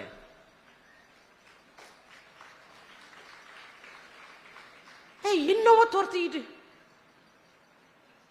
நீங்க என்னவே இதுக்கப்புறம் நீங்க பண்ற சேட்டையெல்லாம் சொல்றேன். நல்லா படிக்கிறீங்க, பெஸ்ட் ஆஃப் த டிகிரிஸ் வாங்குறீங்க, எல்லா கிளாஸ்லயும் மென்னோட விமன்னா பர்சன்டேஜ் மார்க்கும் ஜாஸ்தி, பாசிங் நம்பர் ஆஃப் பர்சன்டேஜ் பாசிங்கும் ஜாஸ்தி. ஆனா எங்க போய் தொலைஞ்சீங்க நீங்க எல்லாம் சொசைட்டில? ஏன் நீங்க பைனான்சியலா இண்டிபெண்டா இல்ல? ஏன் உங்க பேர்ல பெரிய ப்ராப்பர்ட்டிஸ் இல்ல? ஏன்னா கல்யாணத்துக்கு அப்புறம் ஒரு ப்ராப்பர்ட்டி வாங்கலாம், நமக்கு கொஞ்சம் நல்லா வந்திருக்கு பெனிஃபிட் நினைச்சீங்கன்னா ஃபர்ஸ்ட் போய் உங்க ஹஸ்பண்ட் டிஸ்கஸ் பண்றீங்க, நத்திங் ராங். ஆனா அந்த ப்ராப்பர்ட்டியை வாங்குற போது அது என்னங்க, எப்பவுமே ஹஸ்பண்டோடையும் ஜாயிண்டா ஃபேமிலியில ப்ராப்பர்ட்டி வாங்கணும், இல்லன்னா அவர் தப்பா நினைச்சிட்டு தான் போட்டோமே. நீங்க தப்பா நினைச்சுக்கீங்கன்னு என்னைக்காவது ஒரு ப்ராப்பர்ட்டி உங்க பேர்லயும் சேர்த்து வாங்குறாரு? உங்க கூட வாழ்ந்துகிட்டு ஒரு ப்ராப்பர்ட்டி வாங்கி அவங்க அம்மா பேரை தான் அந்த ப்ராப்பர்ட்டி விற்கிறாரு. என்னைக்காவது நீங்க ஒரு ப்ராப்பர்ட்டி வாங்கி உங்க அம்மா பேர் வச்சிருக்கீங்களா?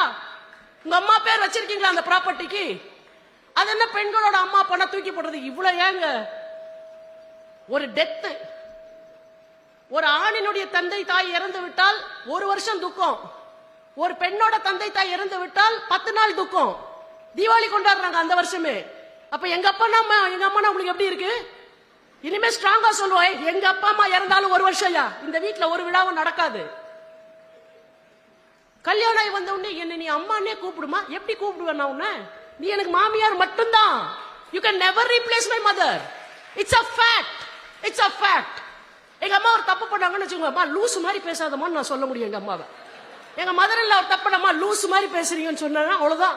பையன் வீட்டுல வர வரைக்கும் போய் உள்ள கைகை வரத்துக்காக காத்திருந்த மாதிரி தலையெல்லாம் விரிச்சு போட்டு படுத்திருப்பாங்க.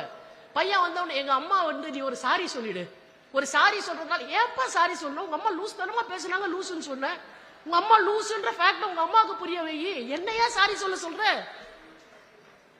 ப்ராப்ளம் வேண்டான்னு நான் காம்ப்ரமைஸ் பண்ணிக்கிட்டேன் மேடம். காம்ப்ரமைஸ் பண்ணி கடைசியில என்ன மெஞ்சிச்சு உங்களுக்கு லைஃப்ல? சரி அதை விடுங்க, சேலரி உங்க அக்கௌண்ட்ல கிரெடிட் ஆகுது.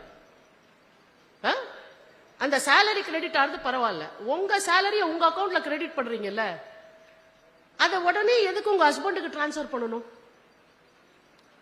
இந்த மாதிரி யார் பண்றாங்க மேடம்னா, எங்க ஆபீஸ்ல ஒரு 5 நாள் உட்காருங்க, நான் கதையா காட்டுறேன் உங்களுக்கு. சரி அதெல்லாம் கூட விடுங்க, சம்பளம் கூட விடுங்க, அதெல்லாம் பெரிய விஷயம். அல்ப மேட்டர் சொல்றேன். இந்த கல்யாணம் ஆகி போனவனே முதல் நாளே எல்லாத்தையும் உளறிடுவோங்க, உங்க அப்பா யாரு உங்க அம்மா யாரு எல்லாமே போலீஸ் கிட்ட சொல்ற மாதிரி என்கொயரியில. அதுக்கப்புறம் ஒரு சூப்பர் வேலை பண்ணுவீங்க பாருங்க. உங்க அப்பா நெஞ்ச உடங்கி உங்களுக்கு ஒரு 50 சவரனோ ஒரு 40 சவரனோ நகை கொடுத்துப்பார். அதை எடுத்து போய் உங்க மாமியார் கிட்ட கொடுத்து ஜாயிண்ட் லாக்கர் அதுல கொண்டு போய் வைப்பீங்க. அதோட சூப்பர், நீங்க 1ஆம் கிளாஸ்ல வாங்கின சர்டிபிகேட்ல இருந்து நீங்க டிகிரி ஃபைனல் டிகிரி வாங்கியிருக்கீங்களே, எல்லா சர்டிபிகேட்டையும் ஒரிஜினல்ஸ் பாஸ்போர்ட் எல்லாத்தையும் ஹஸ்பண்ட கொடுத்துருவீங்க. ஒரு ஆத்திர அவசரத்துக்கு பிரச்சனை வீட்டை விட்டு வரணும்னா லாக்கரை உங்களால திறக்க முடியாது, உங்க நகைகளை நீங்க எடுக்க முடியாது. நீங்க ஏதோ உயிருக்கு பயந்து வந்துட்டீங்கன்னு வச்சுக்கோங்க.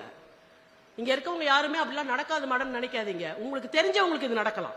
ஐ am not wishing you all ill. உங்களுக்கு தெரிஞ்சவங்களுக்கு இது நடக்கலாம். வந்துட்டாக்க இன்னைக்கு ஒரு மேட்ரிமோனியல் டிஸ்பியூட்ல என்ன நடக்குது?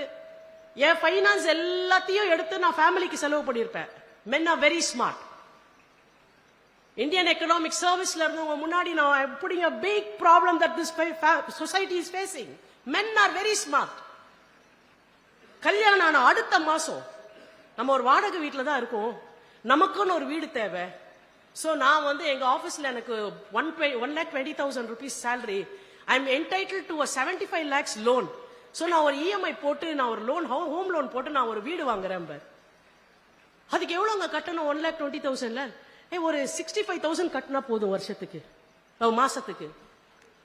ஒய்ஃப் பயங்கர குஷி ஆயிடுவா, நம்ம வந்த உடனே சொந்த வீடு வாங்குற வாங்கிடுவாரு. 65,000 ஸ்ட்ரெயிட்டா போயிடுமா? பாக்கி இருக்கிறது எவ்வளவு? 120ல 55,000. ஆல் ஸ்டாச்சுட்டரி டிடக்ஷன்ஸ் போக அவர் கையில வரது 35,000 ரூபாய் இருக்கும். எங்க அம்மா அப்பாவுக்கு மாசம் மாசம் நான் 15,000 ரூபாய் கொடுக்குறேன். நானும் நீங்களும் சொல்ல மாட்டோம், சொல்லவும் கூடாது. அப்பா அம்மாவுக்கு ரூபாய் கொடுத்தா பாக்கி என்ன இருக்கும்? 20,000 ரூபாய் இருக்கும். 20,000 ரூபாய் என்ன சொல்லாரு? என்னோட பெட்ரோல் எக்ஸ்பென்ஸ் இதெல்லாம் இருக்கு. சரி பரவாயில்ல, என் ஃபேமிலி கான்ட்ரிபியூஷன் 10,000. நீங்க என்ன நினைக்கிறீங்க? அப்போ நியாயம் தானே? ஒரு மனுஷன் இந்த குடும்பத்துக்காக மாசம் மாசம் 65,000 ரூபாய் பேங்க்ல லோன் கட்டுறான். அவன் 10,000 ரூபாய்க்கு மேல என்ன தருவான்? நாம என்ன பண்ணுவோம்? 80,000 ரூபாய் சம்பாதிப்போம், 85,000 ரூபாய் சம்பாதிப்போம். லூசுத்தனமா ஃபேமிலிக்கு வேண்டிய 65,000 ரூபாய் செலவு பண்ணுவோம். 20,000 ரூபாய் கையில இருக்கும்ல, அந்த 20,000 ரூபாயில என்ன பண்ணுவோம்? எங்கேயாவது வெளியில போகும்போது, ரெஸ்டாரண்ட்ஸுக்கு போகும்போது இல்லங்க நான் பே பண்றேன். முன்ன மாதிரிலாம் கிடையாது. ஹோட்டலுக்கு முன்னெல்லாம் மென் போனாங்கன்னா அவங்க பணம் கட்டலன்னா பில்லுக்கு அதை பெரிய மான பிரச்சனையா நினைப்பாங்க ஜென்ஸ். இப்பெல்லாம் ஹாப்பியா இருக்காங்க, கிடைச்சாடா ஒத்தி. நீங்க அந்த பில்லையும் கட்டுறீங்க. உங்களுடைய சேவிங்ஸ் என்னவா இருக்கும்? ஒரு மாசத்துக்கு 10,000 ரூபாய். இந்த 10,000 ரூபாய் நம்ம அம்மா அப்பாட்ட கொடுக்கலாமான்றத நீங்களா முடிவு பண்ண மாட்டீங்க. அம்மாவுக்கு ஒரு 10 ரூபாய் அனுப்பி வைக்கட்டா? அவங்க 15,000 ரூபாய் அவங்க அப்பா அம்மாவுக்கு அனுப்பி வச்ச போது உங்களை கேட்டாங்களா? ஆனா உங்க அப்பா அம்மாவுக்கும் உன் தம்பிக்கும் உன் தங்கச்சிக்கும் நீங்க காசு கொடுக்கணும் போது போய் ஒரு இடத்துல சாங்ஷன் ஆர்டர் வாங்கிட்டு வரீங்க பாத்தீங்களா? இது நீங்க படிச்ச இடம், சறுக்கிற இடம். சரி அதெல்லாம் விடுங்க. இந்த இஷ்யூவை ஏன் சொல்றீங்க எங்கிட்டன்னு கேட்டீங்கன்னா, நாளைக்கு இந்த குடும்பத்துல ஒரு பிரச்சனை வரும்போது அவர் சொல்றது என்ன தெரியுங்களா? சார் என்னோட சேலரி எல்லாம் நான் இஎம்ஐயா கட்டிட்டு இருக்கேன் சார். அவ சேலரி என்ன பண்ணான்னு எனக்கு தெரியாது. She's earning 85,000 rupees. அப்ப என்ன அர்த்தம்? ஏன் இன்கம்ல 50% நான் தெளிவா ஒரு அசெட்ல சேவ் பண்ணி வைப்பேன். ஓ இன்கம்ல 80% உன்னை செலவழிக்க வைப்பேன். செலவெல்லாம் உன்னது, சேவிங்ஸ் எல்லாம் என்னது? பிரிவு வந்தால் செலவா முடிஞ்சு போச்சு. என் சேவிங் எட்ட நிக்கும். அப்ப நீங்க வர்ச்சுவலா என்ன பண்றீங்க? உங்க செலவுல ஒரு ஹஸ்பண்ட 10 வருஷம் மெயின்டைன் பண்ணிருக்கீங்க. It's rude, it's crude, but that's a fact of life. Please don't laugh at it. Certificates கொண்டு போய் கொடுக்குறீங்க, அது நீங்க படிச்சு வாங்கின சர்டிபிகேட். என் பேர், நீங்க ஈரோடுக்கு போறீங்களா, நீங்க வந்து ஜம்மு அண்ட் காஷ்மீருக்கு போறீங்களா, எந்த ஊரா இருந்தாலும் பேங்க்ல என் பேர்ல லாக்கர் இருக்கும். என் லாக்கர்ல நான் சர்டிபிகேட் வைப்பேன், என் லாக்கர்ல நகை வைப்பேன். அது என்னதானது உன்னதானது இல்லைன்னு சொல்ல திராணி இல்லாவிட்டால் உலகத்தின் ஆகச்சிறந்த கல்வியை நீங்கள் அடைந்தாலும் நீங்கள் விடுதலையை ஒருபோதும் அடைய போவது இல்லை. சரிங்க, அப்படி கொடுத்தாதான் என்னங்க பிரச்சனை? ஏன் இவ்வளவு இஷ்யூ பண்றீங்க? அதுக்குன்னா நாளைக்கு ஒரு பிரச்சனை வந்து, if you come back seeking asylum to your parents house, ஒரு லிட்டிகேஷனே ஆகுது, ஒரு மேட்ரிமோனியல் டிஸ்பியூட். அப்ப ஹஸ்பண்ட் என்ன சொல்லுவான்? என்கிட்ட எந்த நகையுமே கிடையாது சார், எதுவுமே கிடையாது. அவ சும்மா போய் சொல்றா. சர்டிபிகேட் செத்தாலும் கிடையாதுமா.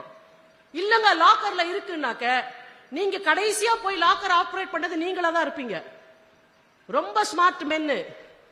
ஜாயிண்ட் லாக்கரா இருந்தாலும் நீங்க தான் இருப்பீங்க லாக்கர் ஆபரேட் பண்ணது. கடைசியா அவங்க தான் சார் லாக்கர் ஆபரேட் பண்ணாங்க. போகும்போது அவங்க எடுத்து போயிட்டாங்கம்மா. ஆனா லாக்கர் ஆபரேட் பண்ணி என்ன பண்ணிருப்பீங்க? அவங்க வீட்டு ஃபங்க்ஷனுக்கு ஒரு நகை போட்டு போயிட்டு திருப்பி கொண்டு வந்து பைத்தியக்காரத்தனமா அதுல வச்சிருப்பீங்க. ஆனா on record you are the person who operated the locker. So அவரை பிக்ஸ் பண்ணவே முடியாது லீகலா. அப்போ கடைசியா என்ன ஆகும்? ஓகே உனக்கு என்ன போனோம் தானே, விட்டுற, நான் 10 பைசா உனக்கு தரமாட்டேன். அப்ப நான் வாழ்க்கை முழுக்க சம்பாரிச்சு கிட்டத்தட்ட வந்து நான் உனக்கு 40 சில்லறை லட்சம் ரூபாய் வந்து இந்த ஃபேமிலிக்கு செலவு பண்ணிருக்கேன். அதுக்கு என்ன சொல்ற? அதெல்லாம் ஒண்ணும் சொல்ல முடியாது. நீ அங்க இருந்தல்ல அதுக்கான வாடகை, நீ சாப்பிட்டல அதுக்கான காசு. அப்ப உங்க வீட்டுல மத்த எல்லாரும் சாப்பிட்டாங்களா? அது உங்க வீட்டுல மத்த எல்லாரும் இருந்தாங்களா? அதுக்கான வாடகை? There is no answer to it. ஃபைனலா என்ன தெரியுங்களா? அப்ப என் நகை கோர்ட்ல ஒத்துக்க மாட்டேன், நகை என்கிட்ட இருக்குன்னு. கோர்ட்ல ஒத்துக்க மாட்டேன், சர்டிபிகேட் என்கிட்ட இருக்கு, என்ன பண்ணாலும் நான் கொடுக்க மாட்டேன். உனக்கு காம்ப்ரமைஸ் வேணும்னு சொன்னேன்னு வச்சுக்கோயே, உன் நகையும் சர்டிபிகேட்டையும் ஆஃப் த ரெக்கார்டு உங்ககிட்ட தர, ஆனா டிவோர்ஸ் பெட்டிஷன்ல கையெழுத்து போடுன்றோம். அப்ப எங்க அப்பா ஜென்மாந்தரத்துக்கு கஷ்டப்பட்டு சேவ் பண்ண அந்த ஒரு 50,000 நகையவும், நான் 25 வருஷம் ராத்திரி பகலா கண்முழிச்சு படிச்ச சர்டிபிகேட்டையும் திரும்பி வாங்கறதுக்கு நான் எதுவுமே வேணான்னு ஒரு பேப்பர்ல ஃப்ரீயா கையெழுத்து போட்டு நான் திருப்பி வரணும் பாருங்க. இந்த இன்ஈக்குவல் கேமுக்கு பேர் தான் மேரேஜ். நீங்க யாராவது உங்க ஹஸ்பண்டோட பாஸ்போர்ட் சர்டிபிகேட்ஸ்ல உங்க கஸ்டடியில வச்சிருக்கீங்களா? ஒரே ஒருத்தர் சொல்லுங்க. இனி மேடையில் இந்த வார்த்தையை பேசுறதை நிப்பாட்டிக்கிறேன். அப்ப what is empowerment? Empowerment is not achieving education. Empowerment is not achieving positions and not achieving great salaries by your employment. Empowerment is saying, I have the freedom to manage my own affairs. You cannot get into it in the name of marriage ன்னு சொல்ற இடம் இருக்கு இல்லையா, அதுக்கு பேர் empowerment. நானும் வந்து madam Jayalalithaa மாதிரி செய்வீர்களா அப்படின்னு கேட்கணும் உங்களை இப்போ. ஏன்னா நீங்க எல்லாத்தையும் கேட்டுக்குவீங்க. எங்க அம்மா கொடுத்துட சொன்னாங்க மேடம். நம்ம வீட்டுல ஒரு அம்மா இருக்கும், கொடுத்துருடி, நாளைக்கு மாப்பிள்ள கோச்சிக்க போறார், கோச்சிட்டு போய் தொலைறான். ஏன் சர்டிபிகேட் அவன் கஸ்டடியில் இல்லைன்னா என் கூட அவன் வாழ மாட்டான்னா அவன் எவ்வளவு டிஸ்ஆனஸ்ட் ஃபெலோ. என் நகைகள் அவங்க அம்மா கஸ்டடியில் இல்லாட்டி என் கூட அவன் வாழ மாட்டான்னா அவன் எவ்வளவு dishonest fellow. They won't trust me for my own certificates and jewels to be in my custody, but I have to trust them giving it to their custody. What is this inequality? இத நாம என்னைக்காவது கேள்வி கேட்டிருக்கோமா? And ஒரு கல்யாணத்தை காப்பாத்துறதுக்காக நம்ம வாழ்க்கையில கொஞ்சம் கொஞ்சமா அட்டைன் பண்ண ஒவ்வொன்னுத்தையும் எப்படி அழுதுட்டு வரோம். ஃபைனல் திங் உங்களுக்கு சொல்லணும். குழந்தைகள் மேல பெண்களுக்கு இருக்க அட்டாச்மெண்ட் இருக்கு இல்லையா, அது ரொம்ப அற்புதமான ஒன்று. ஆனா வேர் விமன் ஃபீல்,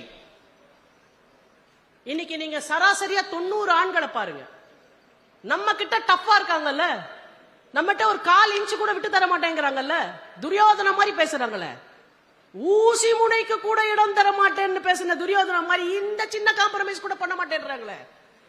ஆனா குழந்தைங்க கிட்ட எவ்வளவு நல்லா நடந்துக்கிறாங்க. எங்க மதர் வெரி ஸ்ட்ரிக்ட், எங்க மதர் கோவப்படுவாங்க, எங்க மதர் ஹோம்ஒர்க் பண்ணலன்னா திட்டுவாங்க, எங்க மதர் டிசிப்ளின்டா எழுந்துக்கலனா. ஆனா இது எதிலையுமே அப்பா இருக்க மாட்டாரு. இந்த எல்லா ரோலையும் அம்மாவை பிளே பண்ண விட்டுட்டு அப்பா ஸ்வீட் ஹார்ட்டா இருப்பாரு. 7:30 மணிக்கு எழுந்தாலும் அதனால பரவாயில்ல, குழந்தை தானே, அப்புறம் ஒர்க் மார்க் இது பண்ணலன்னா எல்லாத்துக்கும் பரவாயில்ல. மேடம் நல்லா புரிஞ்சுக்கோங்க, இன்னைக்கு இஷ்யூ என்ன நடக்குது கோர்ட்லன்னு உங்களுக்கு எல்லாம் நான் சொல்றேன். When it comes to custody, children feel sweet-ஆ இருக்க அப்பா பரவாயில்ல, ஸ்ட்ரிக்டா இருக்க அம்மா எனக்கு வேண்டாம். அப்ப அந்த குழந்தைய ஒரு 2 நாள் விசிட் பண்றதுக்காக நீங்க படுற பாடு இருக்க கோர்ட்ல, அது கொஞ்சம் நெஞ்சம் கிடையாது. அப்ப அதுக்காக நாங்களும் ஸ்ட்ரிக்டா இல்லாம இருக்கணுமா? இல்ல. இன்னைக்கு ஜெனரேஷன் கிட்ஸ் எப்படி இருக்காங்கன்னா, பிறக்கிறதுக்கு முன்னாடியே நர்ஸ் கையில வந்து விழுறாங்களா, அப்பவே அவங்களுக்கு உலகத்துல எல்லாம் தெரியும். அந்த ஃபீலிங்கோட தான் பிறக்கிறாங்க பசங்க. They don't want anything to be told to them. நீங்க அவங்க கிட்ட போய் ஒன்னா சொல்லும் பொழுது you become the villain and the actual villain in the house becomes the hero. அப்ப இதெல்லாம் இஷ்யூஸா இருக்கு. இதெல்லாம் ஏன் நம்ம இவ்ளோ மேட்ரிமோனியல் இஷ்யூஸ் ஏன் பேசுறீங்கன்னாக்க, ஒரு உமனோட success is not decided by what she is by qualification, what she is by rank in her office, what is her salary and how she handles crossroads, how she is in difficult times. இதையெல்லாம் எப்படி handle பண்ணான்றது இல்ல அவளோட achievement. கல்யாணத்துல ஜெயிச்சியா இல்லையான்னு இந்த மாய வலைக்குள்ள நீங்க விடாம, கல்யாணம்ன்றது என் பார்ட் ஆஃப் மை லைஃப், அது இருக்கும், அதுக்கு அப்போஸ்ட் இல்ல நானு. ஆனா இந்த டேர்ம்ஸ் அண்ட் கண்டிஷன்ஸ் அப்ளைக்குள்ள கையெழுத்து போட்டெல்லாம் நான் ஒரு கல்யாணத்துக்குள்ள இனிமே போக மாட்டேன்னு you have to put your feet down and tell the men folk. ஒரு ஜெனரேஷன் அப்படி சொன்னீங்கன்னா பொண்ணு கிடைக்காம கஷ்டப்படுவாங்க, ஒழுங்கா வருவாங்க கல்யாணத்துக்குள்ள, பொண்ணு கிடைக்காம கஷ்டப்படுவாங்க. நான் இன்னொன்னு சொல்றேன் உங்களுக்கு, நான் ஒரு 2 விமனை சொல்றேன் உங்களுக்கு, என்ன வேணும் லைஃப்ல. வாட் இஸ் ரெஸ்பெக்டிங் மென்? இவ்வளவு சொல்றதுனால விமன் வந்து மென்ன டிஸ்ரெஸ்பெக்ட் பண்ணணும் சொல்ல. வாட் இஸ் ரெஸ்பெக்டிங் மென்? அப்ப ரெஸ்பெக்டிங் மென்னா இருக்கணும்னா மென் எவ்வளவு ரெஸ்பெக்ட்ஃபுல்லா நடந்துக்கணும்ன்றதுக்கு நான் 2 ஸ்டோரி சொல்றேன். மேஜர் மஹதீக் அப்படின்னு இந்தியன் ஆர்ம்டு போர்சஸ்ல ஒருத்தர் இருந்தார். He laid his life for the sake of this country. He became a brave heart.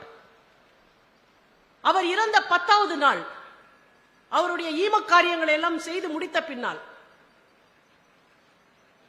அம்மாவையும் மாமியாரையும் கூப்பிட்டு வச்சு மேஜர் மஹதீக்கினுடைய ஒய்ஃப் ஸ்வாதி மஹதீக் 2 குழந்தைங்க அவங்களுக்கு 10 வயசுல ஒரு பையன் 6 வயசுல 7 வயசுல ஒரு பொண்ணு 2 குழந்தைங்களே அவங்க அம்மா கிட்டயும் மாமியார்கிட்டயும் ஒப்படைச்சு என் ஹஸ்பண்டுக்கு செய்ய வேண்டிய எல்லா இறுதி சடங்குகளையும் நான் முடிச்சிட்டேன், குழந்தைங்களை நீங்க பாத்துக்கோங்க, நீ என்ன பண்ண போற?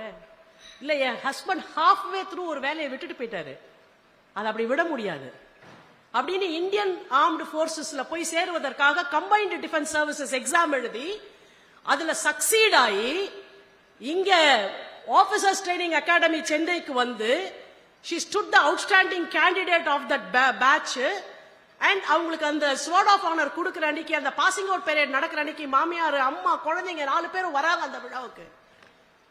அந்த ஸ்வார்ட் ஆஃப் ஆனரை வாங்கிட்டு அவங்க கண்ணுல தண்ணி வருது. ஏன் உங்க கண்ணுல தண்ணி வருதுன்னு அவங்கள ரிப்போர்ட்டர்ஸ் கேட்கிறாங்க. அவங்க சொல்றாங்க, என் ஹஸ்பண்ட் நம்ம இந்த தேசத்திற்கு ஆற்ற வேண்டிய கடமையை பாதியிலேயே விட்டு மறைந்து விட்டோமே இவ்வளவு நாள் வருத்தப்பட்டு இருப்பாரு. இன்னைக்கு அதை செய்வதற்கு என் இடத்திற்கு என் மனைவி வந்து விட்டாள்ன்ற நிம்மதியில அவர் ஆத்மா சாந்தி அடையும் சொன்னாங்க. So what is respect in a family? நான் மறைந்து விட்டால் ராணுவத்துக்கு போக வேண்டும்னு எல்லா ஆர்டினரி ஃபேமிலி லைஃப்ல இருக்கக்கூடிய ஒரு உமன் ஒரு கணவனால இன்ஸ்பயர் ஆற அளவுக்கு ஒரு கணவனுடைய வாழ்க்கை இருக்கணும். ஒரு கணவன் மேல இருக்க ரெஸ்பெக்ட்னால குழந்தைகளையும் கூட அம்மா கிட்டையும் மாமியார்கிட்டையும் கொடுத்துட்டு இந்த தேசத்திற்கு சேவை செய்ய வேண்டும் என்ற அளவிற்கு எம்பவர் ஆகக்கூடிய செல்ஃப் மோட்டிவேஷன் ஒரு பெண்ணுக்கு இருக்கணும். That is respect, mutual respect between a husband and wife in a family. மனசாட்சியை தொட்டு சொல்லுங்க, இன்றைக்கு எத்தனை குடும்பத்துல நமக்கு உண்மை அமைச்சு இவர் நல்லவர் தாயா, பரவாயில்ல நான் லூஸ் தனம் பண்ணாலும் இந்த மனுஷன் நல்லவன் தான் நினைச்சா நம்ம வாழறோம். எல்லாரும் மாட்டிக்கிட்டோம், வேற வழி இல்ல. வெளில போனா அசிங்கம், குழந்தைங்க இருக்காங்க. இந்த மாதிரியான நிர்பந்தத்தின் பேரில் வாழ்வதற்கு பேர் வாழ்க்கை இல்லை, விருப்பத்தின் பேரில் வாழ்வதற்கு பேர் தான் வாழ்க்கை. அப்படியான வாழ்க்கையை பெண்கள் வாழ்வதற்கு ஆண்கள் தங்களை தகவமைத்துக் கொள்வார்களா என்பதுதான் கேள்வி. நான் இன்னொரு லைஃப் இங்க இருக்க யங்ஸ்டர்ஸ்க்கு சொல்லிட்டு போறேன். நான் அந்த முதல்ல ஒரு இன்சிடென்ட் கோட் பண்ண இல்லையா, ஒரு ஷோல சொன்னாங்க ஒரு பெண்ணு 50 லட்சம் வேணும், பாக்கெட் மணி 50,000 ரூபாய். கவ்வெடுத்து அடிக்கணும் அவங்களதான். பாக்கெட் மணி 50,000 ரூபாயா? 3 குடும்பம் சாப்பிடுற காசு அது. 3 குடும்பம் ஒரு மாசம் முழுக்க சாப்பிடுற காசு அது. பாக்கெட் மணி எங்க இருந்து வந்தது உங்களுக்கு இந்த அதிகாரம்? How, what is inspiration? How a young girl can be? நீங்க எல்லாம் யூடியூப்ல நிறைய ப்ரோக்ராம்ஸ் பார்த்திருப்பீங்க. Please go and search your YouTube. Garima Yadav அப்படின்னு ஒரு நேம் போடுங்க. கரிமா யாதவ்னு ஒரு நேம் போட்டீங்கன்னா ஒரு யூடியூப்ல வரும். உங்களுக்கெல்லாம் உலக அழகினா ஐஸ்வர்யா நேம் தானே ஞாபகம் வரும். கரிமா யாதவ்ன்ற நேம் போடுங்க. உலக அழகியெல்லாம் கண்ணீர் விடணும் காலில் விழுந்து, ஐயோ நான் அழகி இல்லைங்கன்னு. அப்பேற்பட்ட அழகு, பேரழகு. 19 வயதிலே கரிமா யாதவ் ரேம்ப் வாக்கிங் பண்ணவங்க. ஆல் இண்டியா லெவல்ல best facial skin tone award வாங்கினவங்க. இவங்க அடுத்து போக வேண்டியது வேர்ல்டு பியூட்டி கான்டெஸ்டுக்கு போகணும். வேர்ல்டு பியூட்டி கான்டெஸ்டுக்கு தன்னை தகுதிப்படுத்தி கொண்டு விட்ட ஒரு பெண் என்றால் நம்முடைய இந்தியாவில் என்னென்ன நடக்கும் உங்களுக்கு? All the brands will come, எங்களுக்கு பிராண்ட் அம்பாசிடரா இருங்க அப்படின்னு நகை கடையில இருந்து நம்ம 7 நாள்ல ஃபேர் ஆயிடுவோம்ல, அந்த கம்பெனில இருந்து எல்லா கிரீம் கம்பெனில இருந்து வருவாங்க. என்ன பாப்புலாரிட்டி கிடைக்கும் அவங்களுக்கு? என்ன பணம் கிடைக்கும்? ஒண்ணு. ரெண்டாவது யார் வருவாங்க? Hollywood, Kollywood, Hollywood, Tollywood. அது என்னங்க, ஒவ்வொரு சினிமாவுடைய வேர்ல்டுமே வுட் அமையுது. ஏன்னா இவங்கள பெண்களை வெறும் வுட்டா தான் நினைக்கிறாங்க. இவ்வளவு பேர்கிட்ட தான் அவங்களுக்கு ஆப்பர்ச்சுனிட்டி வந்திருக்கும். ஆனா அந்த பெண்ணை நினைக்கிறாங்க, நான் ரேம்ப் வாக்கிங் ஆளா, நான் வெறும் பியூட்டி கான்டெஸ்ட்ல சேர வேண்டிய ஆளா அப்படின்னு நினைச்சு, இல்ல இது எதுவுமே நான் இல்ல, அப்ப நான் என்ன அப்படின்னா நம்ம ஜாலிக்கு சரியா விஷயம் லைஃப்ல பண்ணுவோம். ஆனா நம்ம ஜாலிக்கு பண்ண விஷயங்கள் தான் நம்ம ஆத்மார்த்தமா நம்புற விஷயங்களானா இல்ல. If you introspect, you may do so many things in life, but if you introspect and ask yourself a question, who am I? What is that I really want to be in life? How do I want to be identified at the end of the day? போது உங்களுக்கு ஒரு விடை கிடைக்கும். அந்த விடையை நோக்கி என்றைக்காவது நீங்கள் உங்களுடைய உள்முக பயணத்திலே போயிருக்கிறீர்களா? அப்படி உள்முக பயணத்தை செய்து பாருங்கள். கரிமா யாதவ் செய்தார். நான் யாரு? ரேம்ப் வாக்கரா? இல்ல, ரேம்ப் வாக்கர் கிடையாது. அப்ப நான் யாரு? நேர போனாங்க, கம்பைன்ட் டிஃபென்ஸ் சர்வீசஸ் எக்ஸாம் எழுதுறாங்க. she stood all India second. she came and got trained in the officers training academy at Chennai. இப்ப கரிமா யாதவ் இந்தியன் ஆர்ம்டு போர்சஸ்ல சர்வ் பண்ணிட்டு இருக்காங்க. ஆனா அவங்க முகம் யாருக்கும் தெரியாது. அவங்க பெரிய சம்பாதிக்கல. உங்க யாருக்கும் அவங்கள தெரியவே தெரியாது. அவங்க எதையெல்லாம் கொடுத்திருக்கிறார்கள்? பாப்புலாரிட்டியை விட்டு கொடுத்திருக்காங்க, பொருளாதாரத்தை விட்டு கொடுத்திருக்காங்க, புகழை விட்டு கொடுத்திருக்காங்க. எல்லாத்தையும் எதுக்கு விட்டு கொடுத்திருக்காங்க? அவங்களோட அந்தராத்மா சொல்லுச்சு, என் முக அழகு இந்த உலகத்திற்கு தெரிவதை விட என் அக அழகு எனக்கு மட்டும் தெரிந்தால் போதும். நான் ஆசைப்படக்கூடிய அந்த சர்வீஸ் இந்த தேசத்துக்கு செய்யணும் அப்படின்னு போய் இந்தியன் ஆர்ம் போர்சஸ்ல சேர்ந்தாங்க. பாத்தீங்களா? that is taking a call on yourself and your life. உங்களுக்கு உண்டா அந்த துணிவும் துணிச்சலும்? அப்ப இன்ட்ரோஸ்பெக்ட் பண்ணுங்க. கல்யாண வாழ்க்கையில ஒரு பகுதி தானே தவிர ஒரு கொம்பு அடிச்சு இதான் கல்யாணம், இந்த கல்யாணத்தை சுத்தி சுத்தி வருவேன்னு சொல்லாம, கல்யாண வாழ்க்கை ஒரு கோல் மாதிரி ஓரத்துல இருக்கும். நான் என் வழிய போயிட்டே இருப்பேன். கல்யாணத்துல நீ என் கூட வரியா? வா. ரொம்ப பேசினான்னு வச்சுக்கோங்க, ஸ்டேஷன்ல இறக்கி விட்டுருவேன். There are too many junctions in life. There can be only one destination. That is my empowerment. You will travel to the empowerment and final destination so long as you don't misbehave. If you misbehave, you will be out in the next junction. இதை சொல்லுவதற்கு உங்களுக்கு ஒரு grid வேணும். அதுக்கு உங்க மேல ஒரு ஆத்ம விசுவாசம் வேணும். உங்க கல்வி மேல ஒரு நம்பிக்கை வேணும். எனக்கு சுதந்திரம் இருக்குன்ற ஃபெய்த் வேணும். இத வெளியில இருந்து யாரும் வந்து சொல்ல முடியாது. நீங்க தான் உங்களுக்கு சொல்லிக்கணும். யாராவது ஒருத்தர் மேடையில 30 நிமிஷம் சொல்றதுனால உங்களுக்கு அது வராது. இதை ஆழ்ந்து யோசித்து நான் என்ன பண்ணிட்டு இருக்கேன் லைஃப்ல, எனக்கு என்ன வேணும்? எங்க அம்மா அப்பா தேவையில்லாம பேசினாங்கன்னா நான் உங்ககிட்ட என்ன சொல்லணும்? அம்மா இது வரைக்கும் ரைட், நீ அப்பா நீ இது வரைக்கும் ரைட் வேணா நில்லு, காலில் 4 தடவை விட. ஆனா கருத்தெல்லாம் சொல்லிடாதே வாழ்க்கையில. நான் கஷ்டப்பட்டு நீ தான் படிக்க வச்ச. ஆனா அந்த படிப்பை கொண்டு போய் ஒரு ஆம்பளை காலில் கீழே வச்சு சர்டிபிகேட்டை வந்து அவன் லாக்கர், அதெல்லாம் நான் இல்லை இனிமே. Mine is mine and yours is yours and ours will be ours. Are you ready for the game னு கேளுங்க. If they are ready, play it. If they are not ready, say quits. That is where the real empowerment lies. இதை நான் சொன்ன உடனே ஆஹா நம்மளுடைய கலாச்சாரம் பண்பாடு எல்லாம் போர்டு தூக்கிட்டு யாரும் வராதீங்க. கலாச்சாரம் பண்பாடு என்பது பெண்களால் மட்டும் காப்பாற்றப்பட வேண்டியதில்லை. ஆண்கள் ஒழுங்காக நடந்து கொள்ளாத எந்த இடத்திலும் கலாச்சாரமும் பண்பாடும் காப்பாற்றப்பட முடியாது. இதை நான் சொல்லவில்லை. பெண் அறத்தினை ஆண் மக்கள் வீரம்தான் பேணுமாயின் பிறகு ஒரு தாழ்வில்லை என்று சொன்னது பாரதி. எனவே ஆண் மக்கள் அறமாக இருக்கின்ற பொழுதுதான் பெண் மக்கள் உடைய வீரம் காப்பாற்றப்படும் என்பதை சொல்லி உங்களுடைய வாழ்க்கையை நீங்கள் தகவமைத்துக் கொள்ள வேண்டும். அப்பதான் எம்பவர்மெண்ட் வரும். இது லாவால வராது, இது ரூல்ஸால வராது, இது வெளியில இருக்க சொசைட்டினால வராது. உங்களுடைய இன்னர் என்ஜினியரிங்கால மட்டும்தான் இதை வரும். அதை நீங்கள் செட் பண்ணிட்டுக் கொள்ள வேண்டும் என்பதை சொல்லி இந்த நல்ல வாய்ப்பை எனக்கு நல்கிய அனைவருக்கும் நன்றி பாராட்டி விடைபெறுகிறேன். ஜெய்ஹிந்த், வந்தே மாதரம்.